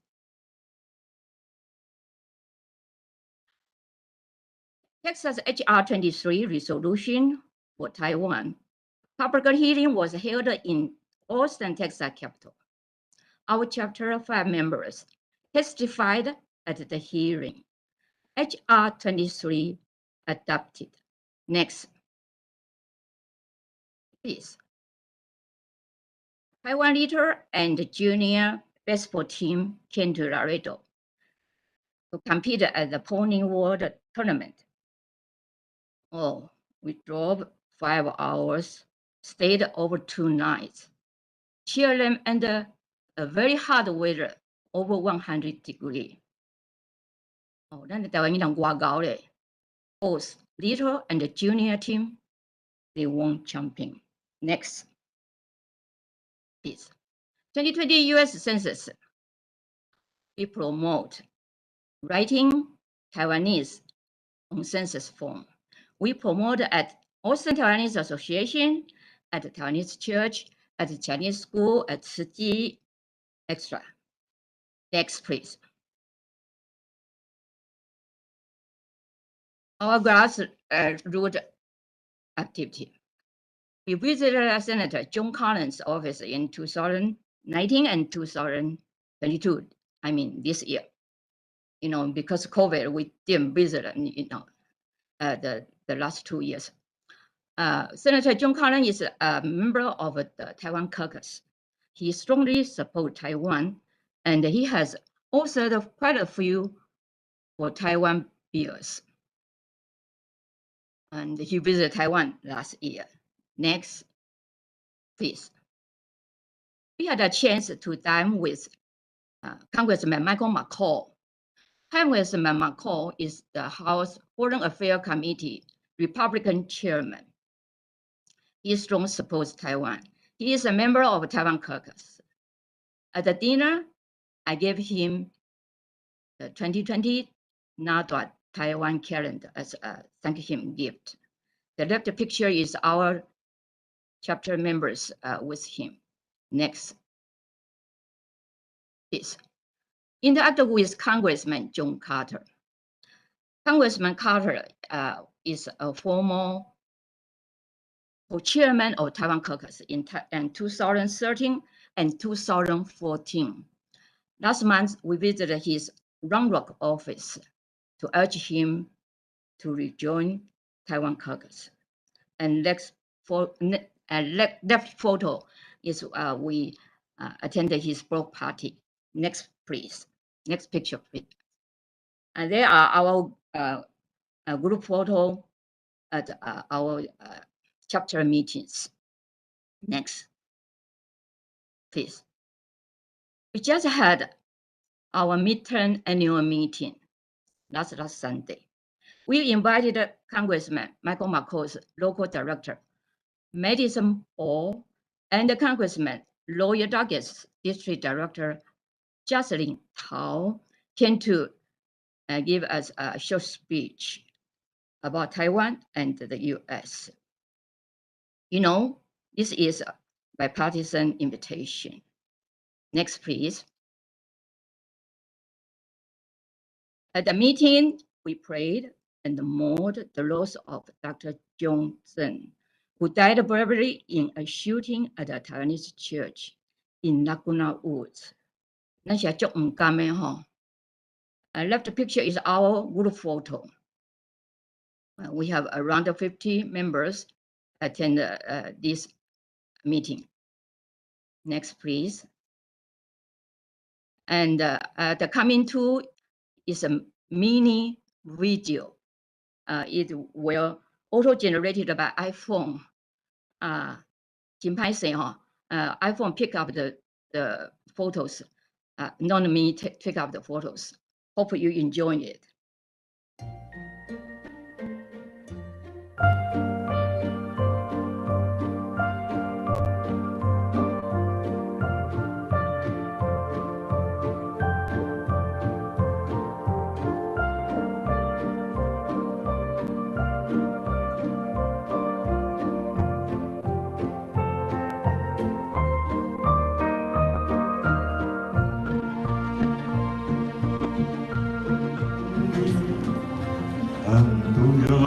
咱这个笑哈，欢喜就好，哈，当做伙欢喜就好，来吃欢喜啦吼，当做伙做朋友吼。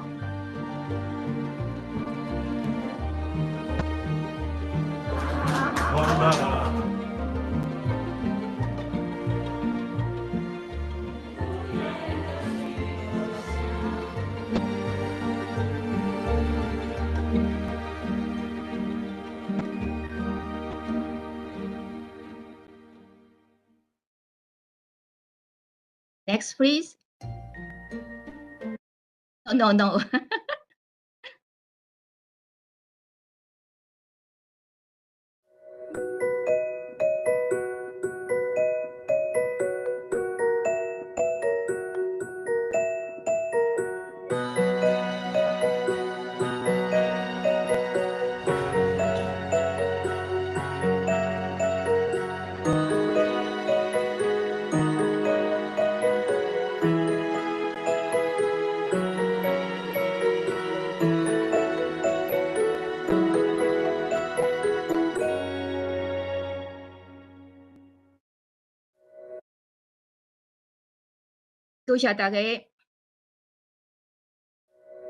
Thank you, Pearl.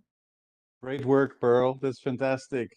Thank you. And Pearl, the funny thing is that when John Carter, the congressman, your congressman, was chairman of the Taiwan caucus, I met with his aide one time. The congressman joined the meeting and starts talking fluently Dutch.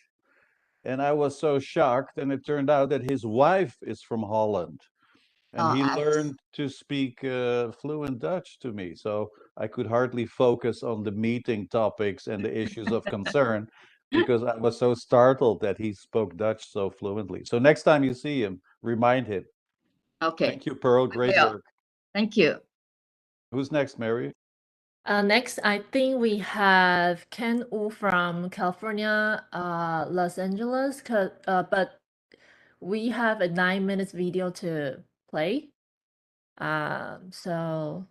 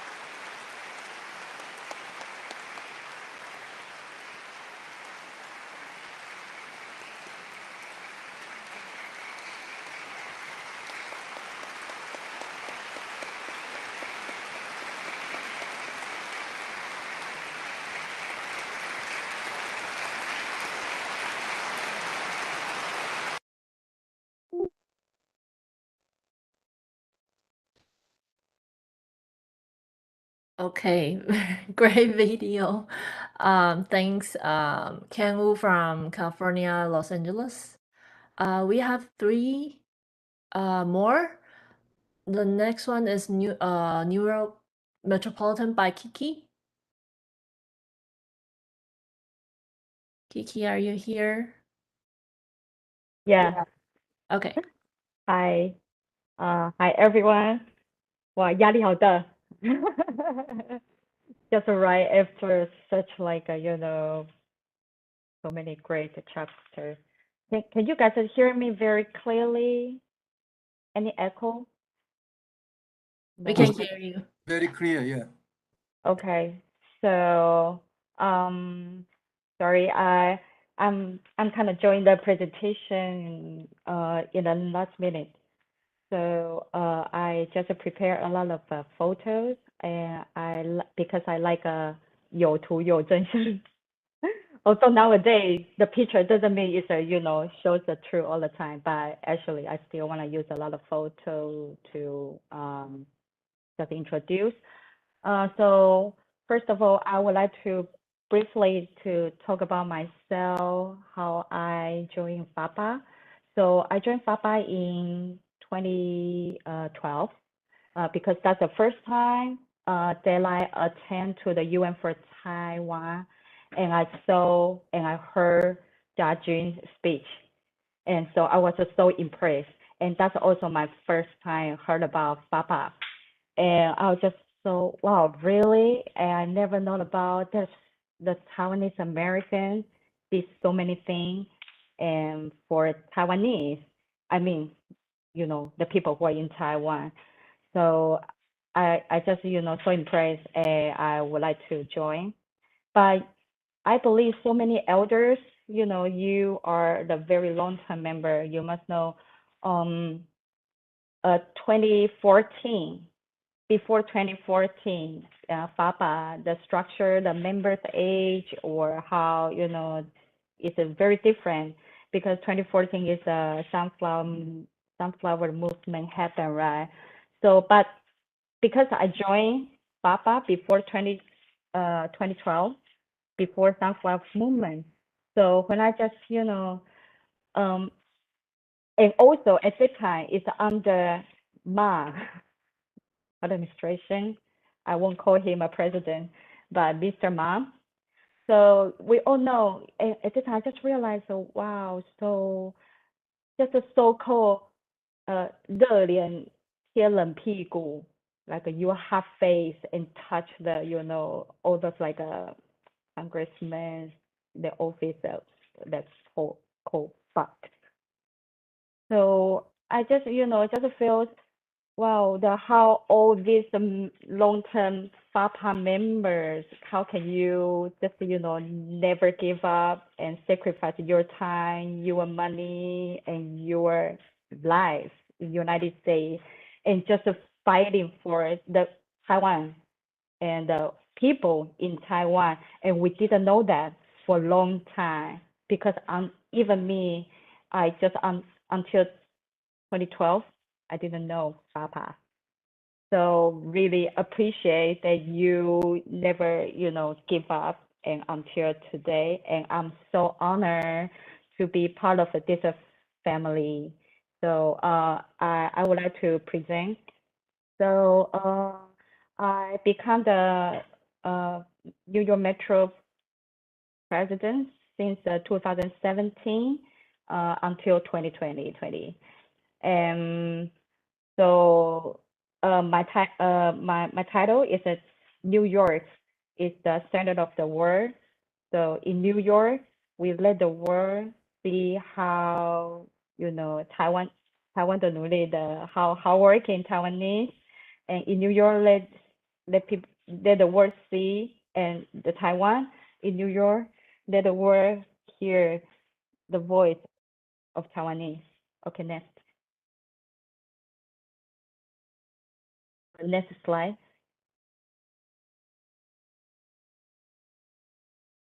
Oh, can you guys see me? Ooh. Yes, we can see you, Kiki. But If you would like to okay, go back to the previous mine's one. a little bit weird. So you can see me and hear me, right? Yeah, we can see you and hear you clearly. Would you like us to go back to the beginning, or this slide is okay?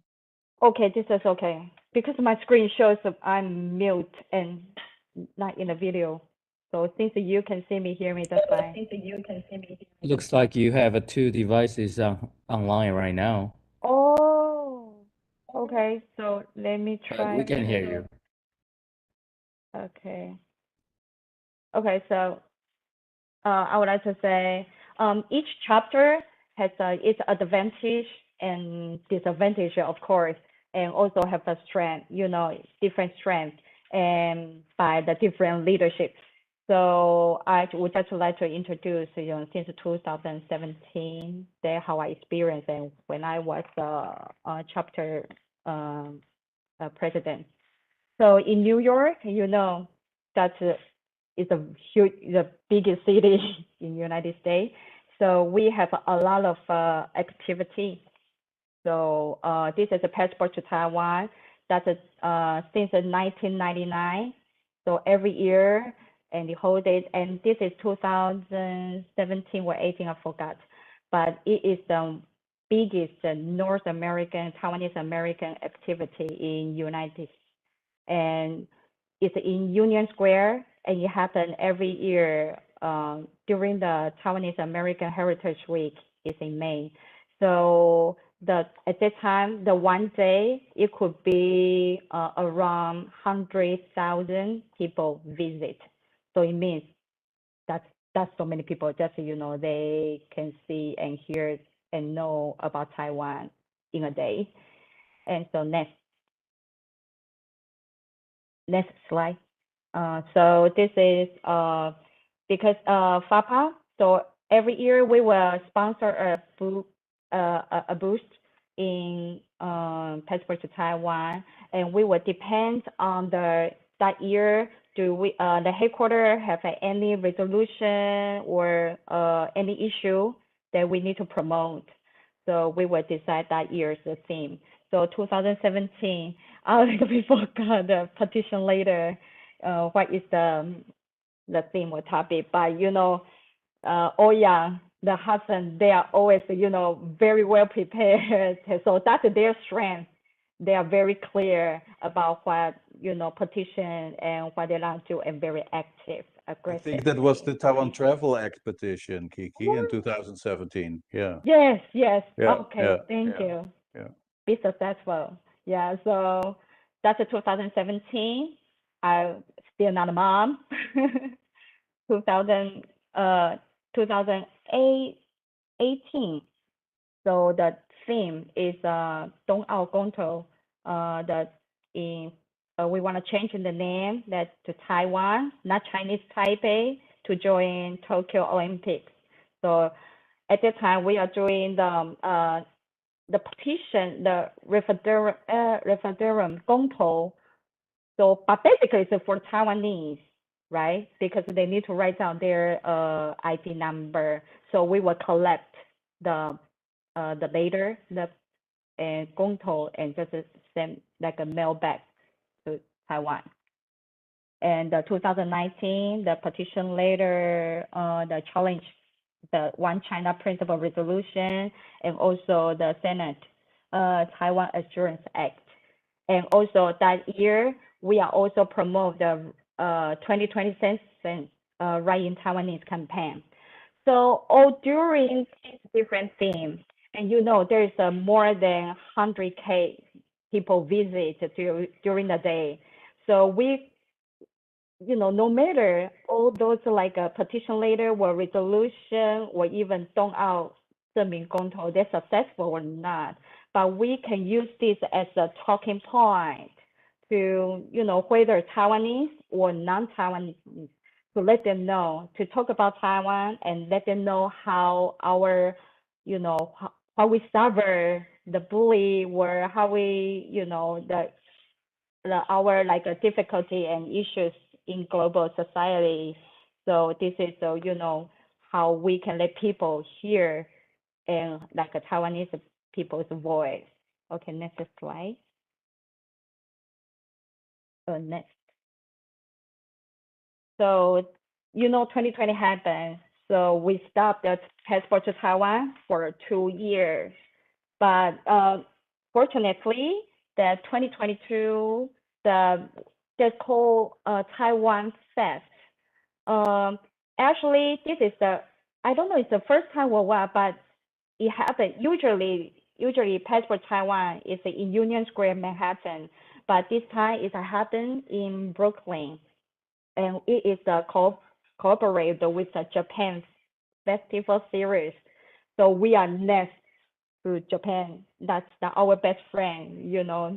We have a good time, but the entire style is very different from Passport to Taiwan, because in New York City, summertime, they have a lot of block party. So they block the street, and a lot of just like a street fair, and people just showing their food or their culture or whatever. So this year, a very last moment, and we decide to join and to have a booth there. So we use the different way. So we invite Vincent Chen. He helped us to create, because he's so good at like a doodling. So I just asked him to make some like a very cute, like a doodle or coloring, and they can represent Taiwan. Like, of course, it won't show the something we hate, or that flag, or whatever is cannot truly represent Taiwan. So if you guys like this, can ask me. I can send you the file. If maybe you can use it for the local, activity. But so our strategy is using this cute coloring paper and to attract kids, because that area community is a very family based community. So we attract kids and coloring Taiwan, and we introduce Taiwan, Taiwan 黑熊、梅花鹿、台湾蓝雀、101、蚵仔煎，然后 boba tea. So it's very cute. So let them know this is Taiwan, and we can Googling and showing so many things. And also I make a lot of balloon, but it's not just a giving balloon. We call that 政治气球, because I write down Taiwan is Taiwan, let Taiwan be Taiwan, something like that on the balloon. So kids just hold the balloon, just walk, roaming around. So that's very fun. And so when kids are stopped by our and coloring, spending time on our booth, and we are just keep talking, have a conversation with their parents or grandparents. So to show our identity, and also to talk about Taiwan and show them, all the issues. So that's our strategy. It's pretty successful. It's fun. Okay, next. And showing this is what happened in 2022. As my title says, in New York, there's a war in Taiwan, there's a war here Taiwan, but also the advantage of New York City is that so many people here and so many cool people, and we can make a lot of a connection, and we don't know what's gonna happen in the future, right? So the most left part, this is Amy Josh. So he is stopped by our booth, and he is a 助选办公室, I don't know how to say, 刘玉玲, is a Taiwanese American, and she is running for the congresswoman. I don't know how gonna happen, but anyway, so he just come to us and say he used to study in 政治大学, and currently he is a student of George Washington, and he gonna back to school in September, and his focus is on the Asia and also the international relations, all this, and he is also very care about Taiwan issue. By the way, he's Indian. And I just mentioned him that FAPA, and we said in September we're gonna have a lot of activity there. So he would like to, if I have a chance, and we would like to invite him, and I will talk to, headquarters more about detail. So this is the connection, right? And the second, in the middle, there it's very small. Maybe you cannot see. So this is the journalist, Russian. She's Russian, but she studied and she got her PhD degree in 文化大学. And she used to teach in 文化大学. And 3 or 4 years ago, she just moved to New York. So we have some personal like friendship, and she used to interview me about how I make a decision during pandemic and I move out New York to California or something. So we have a personal relationship. So she know I'm FAPA member and we have a booth there, and she just come and just do the short interview and asking what we are doing there and asking and introduce FAPA. And of course, it's in Russian radios. So, and also you see the Senator Schumer just visit this, block party. So that's the connection. That's what we can see and how we make all the connection and grab the timing to let people know we are from Taiwan and we are Taiwanese. We do a lot of great things here. Okay, next slide. Also one of another advantage, because New York, we have a very big, like organization like a UN, or so we have a lot of activity. So except the Passport to Taiwan, so UN for Taiwan, that's every year happening in September, and that's also because of this event. Let me join FAPA. Let me know the FAPA. So who gonna know, right? So there's the left side.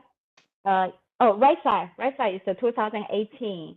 So we have a rally in Manhattan and judging and Hezhou, and I know also Jose. So many people, they are just coming from other states just to join this rally. And I believe, you are chanting Taiwan and you are holding the, the flag and the sign, and to let people know what we are, speaking up for Taiwan. And the left side is in 2019 that we rally and we are gathering next, like a China embassy. And also at that time had so many Hong Kongers join us too. So next slide. And also we have a lot of activity and so many people. So we can just have there's a 2019, I believe. So we have a 快闪抗议活动. So we just hold a sign, we make a sign, and that's in Washington Square Park.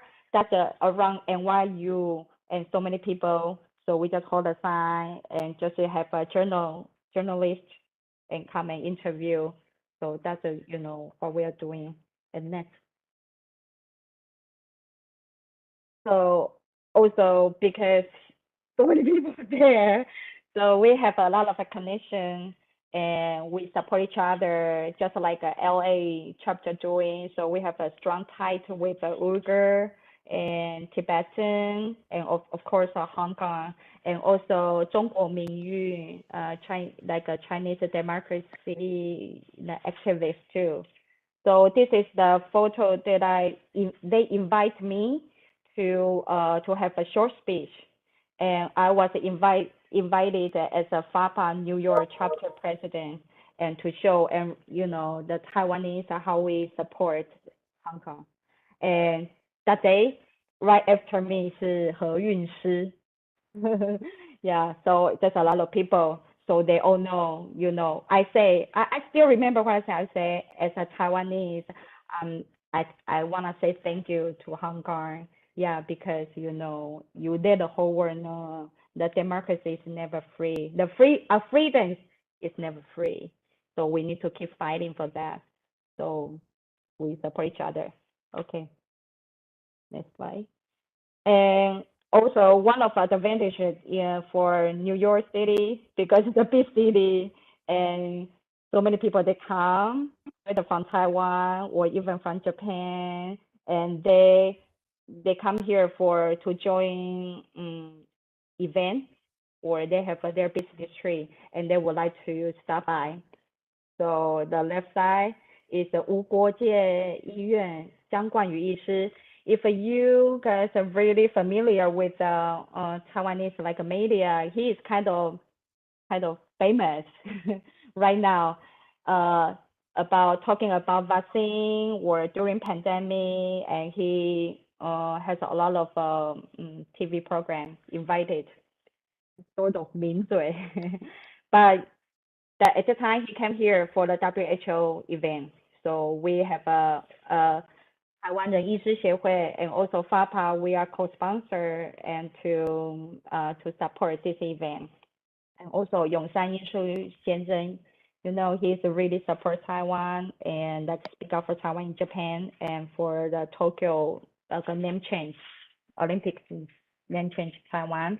And the right side, so Wu Junyan, he's one of the Sunflower Men, a leader, young leader, and of course after he joined Minjinan DDP and also just run as a, who knows, we're gonna have a future government job, I don't know. So I want to say this because all these people they visit and we have a chance and to get to know them, and they also know FAPA, so we have a connection and also can let them know more detail what FAPA is doing. So yep, so this is also our advantage. So next slide. So also this is the breakfast meeting with Senator Schumer, and also the dinner meeting with Congressman Yoho. Yeah, and next. So this is 2019, our annual meeting. So I invite the 3 speakers, young, you know, they are all very active young leader, and or they are very professional on their field. So in the middle is a 国家宝藏. I don't know if you heard about that, but it's also Taiwan government sponsor, and also they got the reward about this.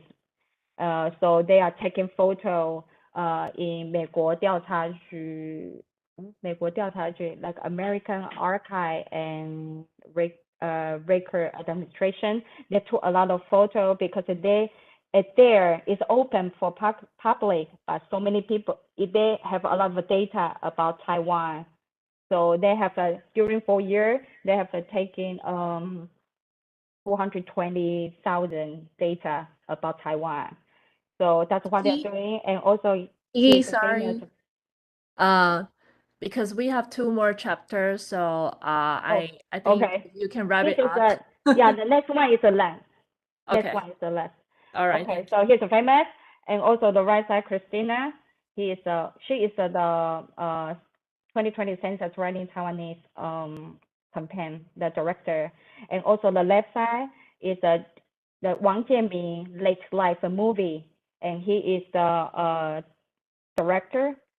So they are members. So I invite them to come to have a speech. And so next slide. So because my theme and also my faith is overseas Taiwanese can do great things for Taiwan, and everyone have their professional, and everyone, you know, and each chapter have their strength, and whether it's a size or age or what your professional structure. But once we use our, you know, our profession field, and when we have the time and we can do the right thing and good thing for our own Taiwan, our home Taiwan. So that's my ending. So we are the front line to fight and to represent, to speak up for our home Taiwan. And because we don't know how the world is gonna change, you know, 国际形势一日三变, it changes so fast, but we never give up. Just all like a past 40 years, all these elder members, you never give up, you didn't stop. So we can continue and keep working, keep fighting for our love Taiwan. and we always arm ourselves and be ready. And I believe FAPA is the right group with the all right people doing the right thing. And I believe when the right time's coming, and we can catch the timing, and we can approach our goal and to let Taiwan be Taiwan. Thank you. Okay, thank you, Kiki. Next we have Zhang Xie from Texas North chapter. John. Okay.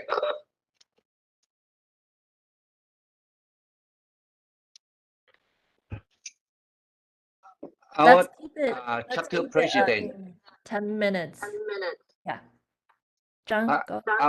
Our chapter president actually is Cindy Liu, but she had a problem, and so she could not. So I'll do it for her.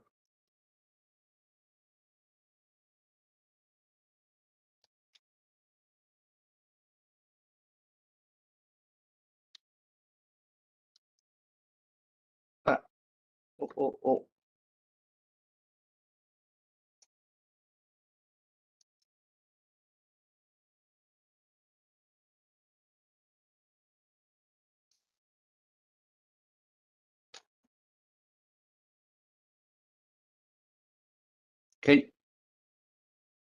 Can you see or not?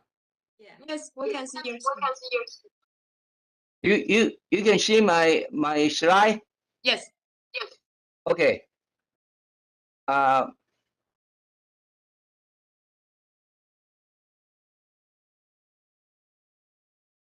chapter actually created at the beginning, 1982, February, when Cai Tongrong came to Dallas, and we quickly got maybe 14 or 16 people, and then quickly developed the, to create the chapter.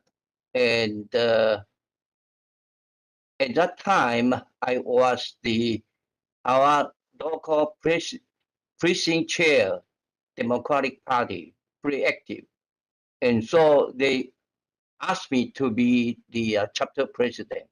And over the 40 years, I was the chapter president about 30 years.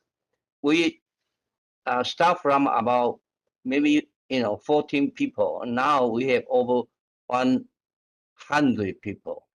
And all these 30 years, Professor Jeff Tsai was the chapter president for 2 years, and Dr. Ken Yan for 4 years, and Tim Lee for another 4 years, 2000 to 2008. And then last year, I found finally Cindy Liu accept the local presidency. So now I can, essentially retire. So in my about 30 years as a local chapter president, I think overall, 7 times we won the chapter of the year. The first one is about 1993, and then 1999, 2010, and from 2014 to 2017, consecutively 4 years. And Kim Yan, 4 years as a local chapter president. He also got 2002 to 2003 as chapter president. And our Minji Wu was the headquarter president from 2000 to 2005. Because of my kanji name, Chang, pretty difficult to write, so I use Wenzhang the Zhang, as the name. Then eventually, years later, I saw my name on the Heimindan So you could see Kuomintang in early days, put FAPA as the enemy. And years later, many people knew my real name, so I didn't use the old name. And all these years, all different headquarter president has a different kind of personality. I remember Peng Mingmin, in 1980s as a president, and in the board meeting, I don't know what was the 争吵, we talking about something, I could not remember, and two visitors from Taiwan, sit at the back and eventually get up and say, was so surprised why, the whole meeting was so in a chaos. Anyway, that's what I remember. And anyway, Peng Mingmin actually reduced the membership, couple from $100 to $70 until now, because Peng Mingmin want to increase the member, so he reduced the membership. And I also remember, John Chen, Chen Rongru, as a president. And in 1 year, he asked all the board members to his small town in Louisiana and held the board meeting at his nice house. I really appreciate that that meeting. And I also remember Mark Gao, Gao Rongrong, in his headquarter presidency. Even beyond before that, he particularly pay attention to recruit the young people to join the FAPA. So from his effort, eventually, now FAPA now has so many young people, in the organization. And also because of that, we have Peter Chen as the headquarter president, and he was the youngest,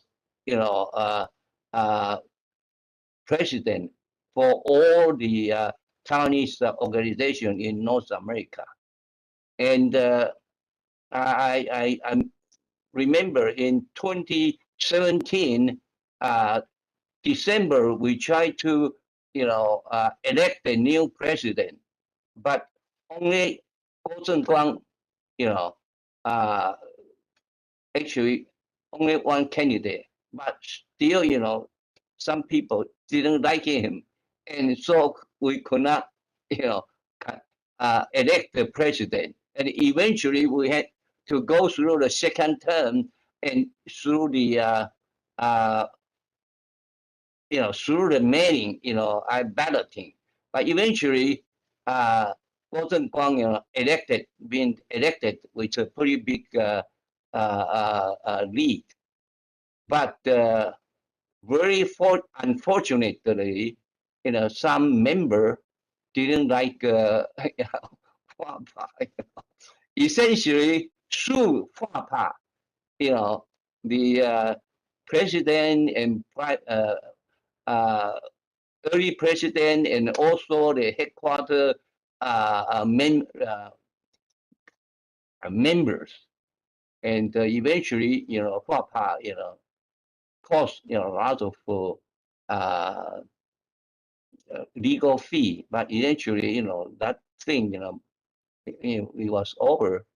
And I still remember in 1997, in the 228, 50th anniversary, headquarters ask local, chapter to ask local government to make a proclamation as 1997 February 28th as a peace day, and we got 5 proclamation from 5 different cities, and then we also had the Texas legislature, in Austin also made a proclamation, but unfortunately, the Dallas mayor Ron Cook was surrounded by KMT people, didn't want to do the proclamation. Even Chen Shui-bian, as the mayor of Taipei, wrote a letter to Ron Cook telling him about 228 already a national holiday in Taiwan, and Abian also, in November 1996, actually came to Dallas to for the celebration of Dallas Taipei sister, ship, but no way, this is Ron Cook, will make a proclamation, and eventually we asked our people, to go to Dallas City Council meeting, and then eventually the City Council chair Laura Miller actually made a special proclamation with a big proclamation with the 14 City Council members, but unfortunately, all these 17 and nice proclamation, when I went to the standing committee meeting, get to the headquarters, but eventually, no one was published. And okay, this is maybe okay, 202. Yeah. Jonah, this is Mary. I hate to stop you, but it's very late here in the East Coast time, so we have all Okay, your I chapters just to went share, through. so if you can... Yeah, you. Okay. Okay, I just went through it quick. Okay. Yeah. You stopped me, but you didn't stop other people. I don't know why. Anyway, I just want to mention 207. February. We have March for Taiwan, and we have 3 members. From Dallas through to Philadelphia, and then eventually, went through all these rally, and we actually ran, to DC, and we met the heavy snow in Delaware. Anyway, and eventually we got to DC, and the weather pretty nice. And I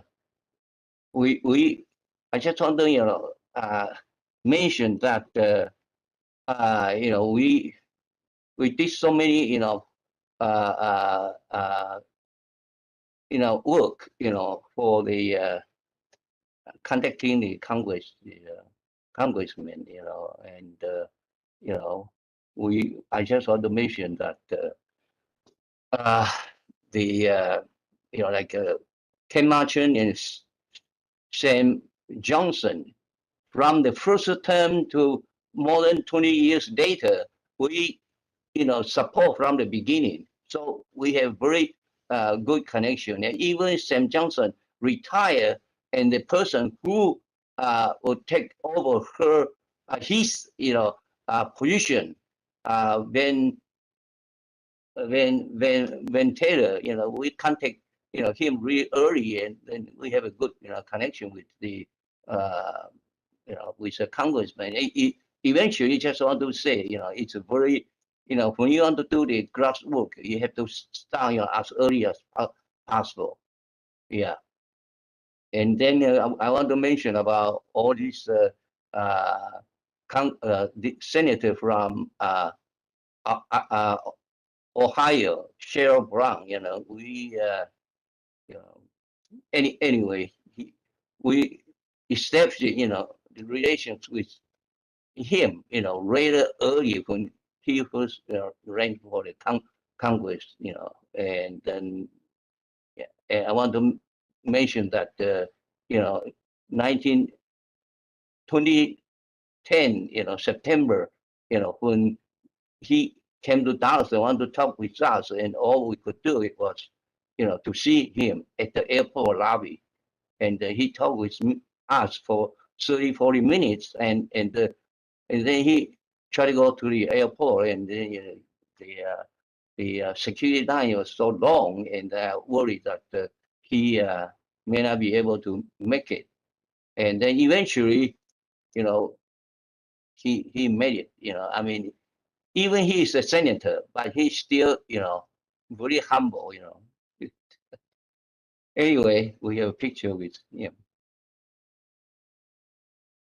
and we also, in 2011, last Latin, actually, the headquarters asked us to make a fundraising to her, and eventually within a week we kind of, get enough money, and then we,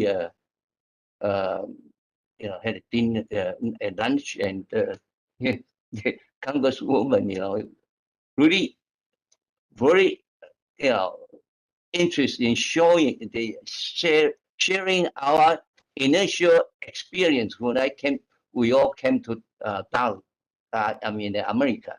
She was so, nice to say, oh, we are experiencing. He really enjoyed, and this is the 太阳花, two leaders, Hui Yang and Wang Yifeng, came to Dallas, and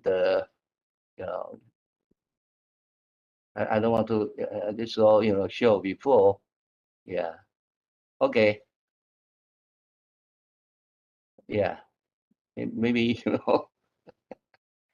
but I want to mention the fundraising is very important. I think more than 80% of the FAPA, money, operating, costs actually came from the fundraising. And this year, next week we have a fundraising. Chen Bo will come here, but our fundraising would include FAPA. If people didn't really need the tax return and receipt, then write a check to FAPA. And this is the 2013, fundraising. We had Yang Bichuan, and Xu Zhongxin and Xu Lin Li Qing, very different, background, very nice fundraising. And this is this year's Taiwan 传统照 proclamation, and this is from my city, Frisco. And then we visit the Congress, and so many congressmen just show this Mark Bielsi one. Okay, thank you. Thank you, John. Thank you, John. All right, next we have Janice from Ohio North chapter. Hi everyone. Thank you for letting me present today. I'm gonna do this quick. So just to wake everyone up, I'm going to play. This is requested by Cosette that I will play Erhu for Taiwan Cui Qi for a little bit to wake everyone up.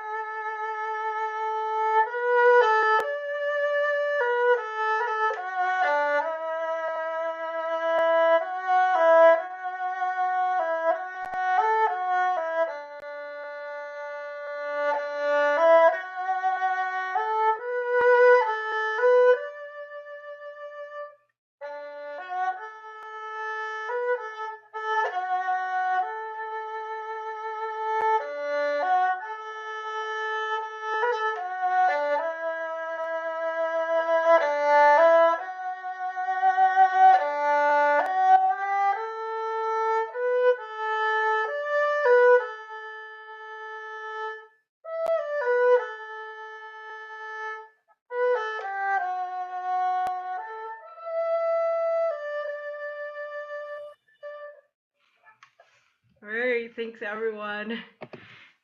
Okay, so now I'm going to present just briefly about our chapter. I'm gonna share my screen. Okay, share her I think, screen. yeah, John still has his Windows present. You can just take over directly when you're sharing your screens. All right.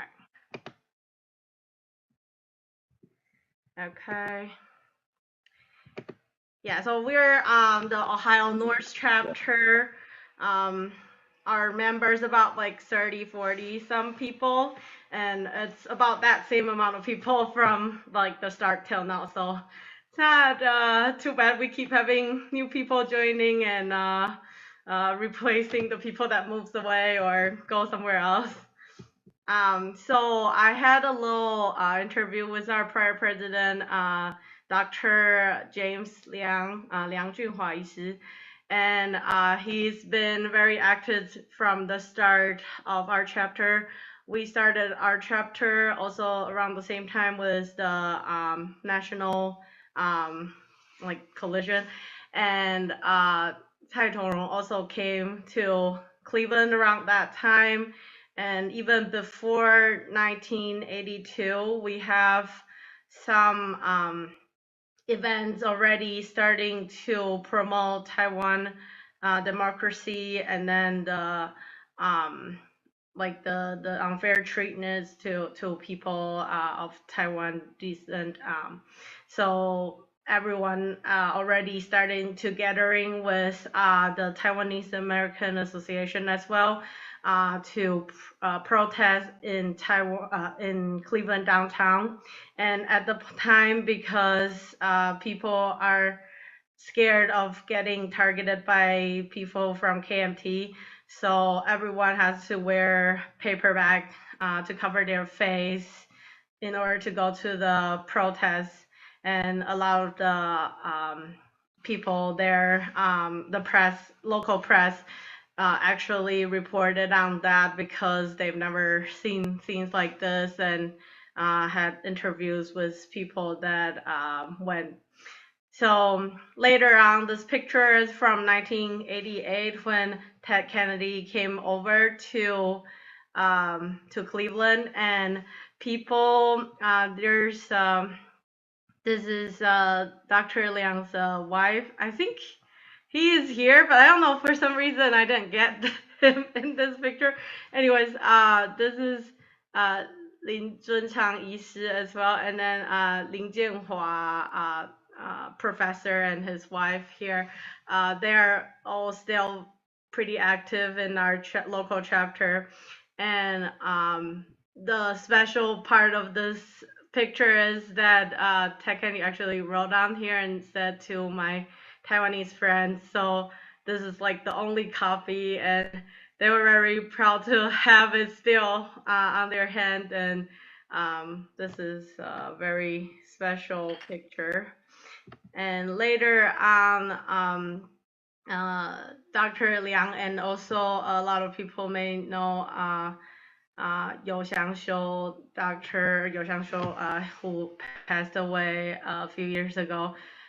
He's a good friend of Senator Sherrod Brown, and so they started to have a lot of these meetings or like fundraising for them. And then he also got to go to fundraising for Clinton as well. So this is his picture with him. Also, he was like sharing with me about how it's very difficult to get these pictures taken, and they're like all super secretive about how to like the details about meeting them. So it was interesting. And later on, I joined the end of 2017, and then because I have to meet the requirement to be a member for a year before I can be a president, so they give me the title of elected president for a year, and then I became the president in 2019. This is some pictures that we have meetings at restaurants, just talking about what like what the current issue is, and just to update people on things that we do. And then it was very nice that President Guo came over here to Cleveland and also Columbus on the same date, and it was a very interesting day. We drove over Ohio that day, so this was 2019, and then the end of 2018 and the beginning of 2019. So and then also for 2019, we had a event to showcase our youth in Taiwan. We invited Fu Yu director to come talk to us, and we're trying to recruit some people that are around the area and like younger generations. Even some high schoolers came, so it was good times. And then this is also 2019, like pre-COVID, we have everything, but now we don't really have a whole lot. So we went to Sheriff Brown's office, talked to them about the issues, and also later on, we were happy to have to be able to visit St. Louis to share our experience. So because when we were at the Capitol Hill, Nancy, who is the president of Central Ohio, and I, and then because we're pretty small group, so we actually were together with the St. Louis folks, so we're like the other group that we try to advocate together. So we're able to visit them and then try to recruit some younger people here, talking about like our experience at the Hills. Later on, this is 2020, when we were not able to have a lot of big gatherings, but we're small chapters anyway, so we try to recruit a lot of younger folks and just have like house party and just like gathering at someone's place and write letters to the Congress and senators to just be able to talk, just like say hi, we're still here. And it was good to get people starting to do some work, like because we have 8 new members joining in 2020. The interesting part is that people were able to do it online, and they actually prefer that way for younger generations. So we were able to start recruiting people and then be able to let them participate in some ways. So people actually felt very valued and very excited to do something for Taiwan. So we were fortunate since we actually have more members during pandemic than before. So we got awards from the headquarters, and then we're very fortunate and excited to receive this award.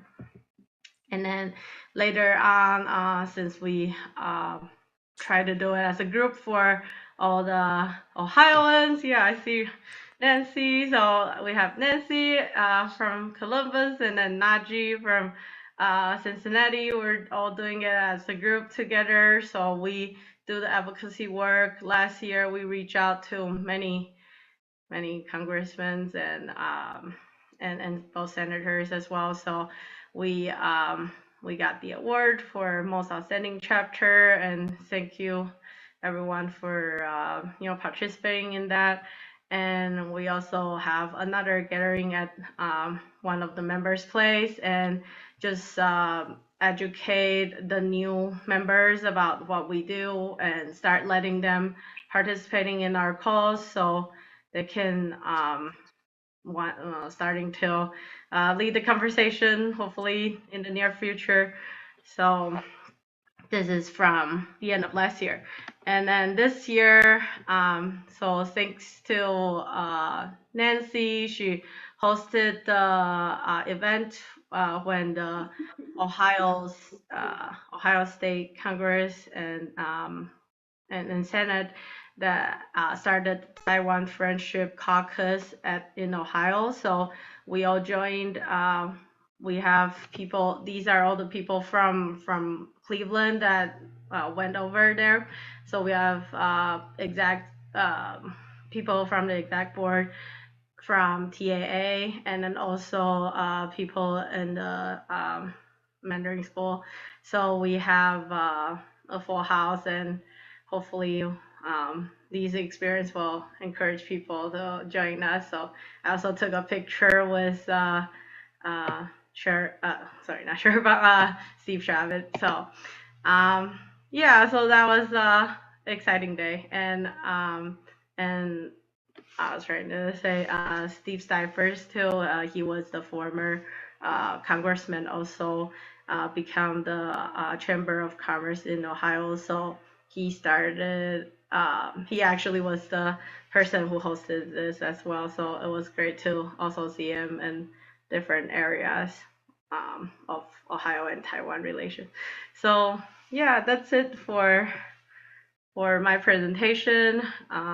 Hopefully everyone will keep hanging in there. I'm very excited to join FAPA, although I'm still very new and young and hopefully not young, not too young anymore. So to still need to learn a lot from everyone on this call. So hopefully there will be more collaboration between the chapters in the near future. So thanks for letting me present, and I'll hand it back to Mary. Thank you. Thank you, Janice. Yep, Thank you, Janice, and thanks to all the sharing, and also thanks all of you that stay updated with us. I know it's almost midnight in the East Coast. We have still 91 people here, so but it is really inspiring to see all different chapters doing these outreaches, gatherings, fundraisings, and to advocate for Taiwan and for FAPA. So. And we have been doing this for 40 years. I'm sure we will not stop doing this for the next 40 years. So let's do the last thing to, I guess, to wrap up this event. Everyone, Janelle, you, would you We put ask up the everybody to PowerPoint slide? write down Taiwan Caillou, and then you Like hold this? it up, and make sure your face is in the photo too. And then And if you you hold don't up have the prepared anything, at least do something like thumbs up or something, or the Japanese style. But do something. And then we take some screenshots. And Cosette, don't hide your face. busted. Yeah.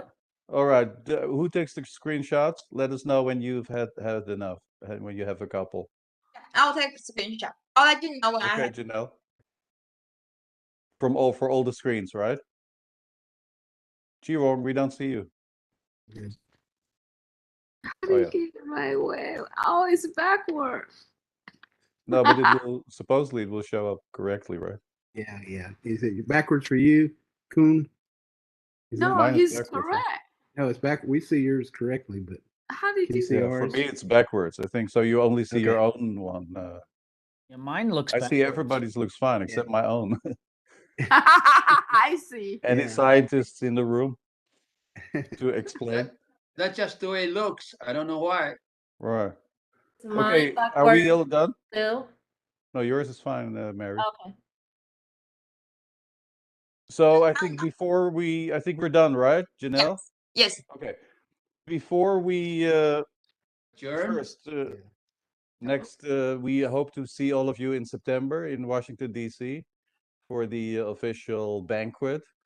I think by the time we need a FAPA song also that we can sing. So I'll do my best and see if I can come up with something.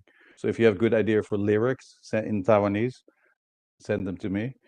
And I want to thank Janelle and Cosette for the excellent technical work. you know, with all the presentations, Janelle, and all the PowerPoints and everything. I would not be able to have done that. But of course, time flies.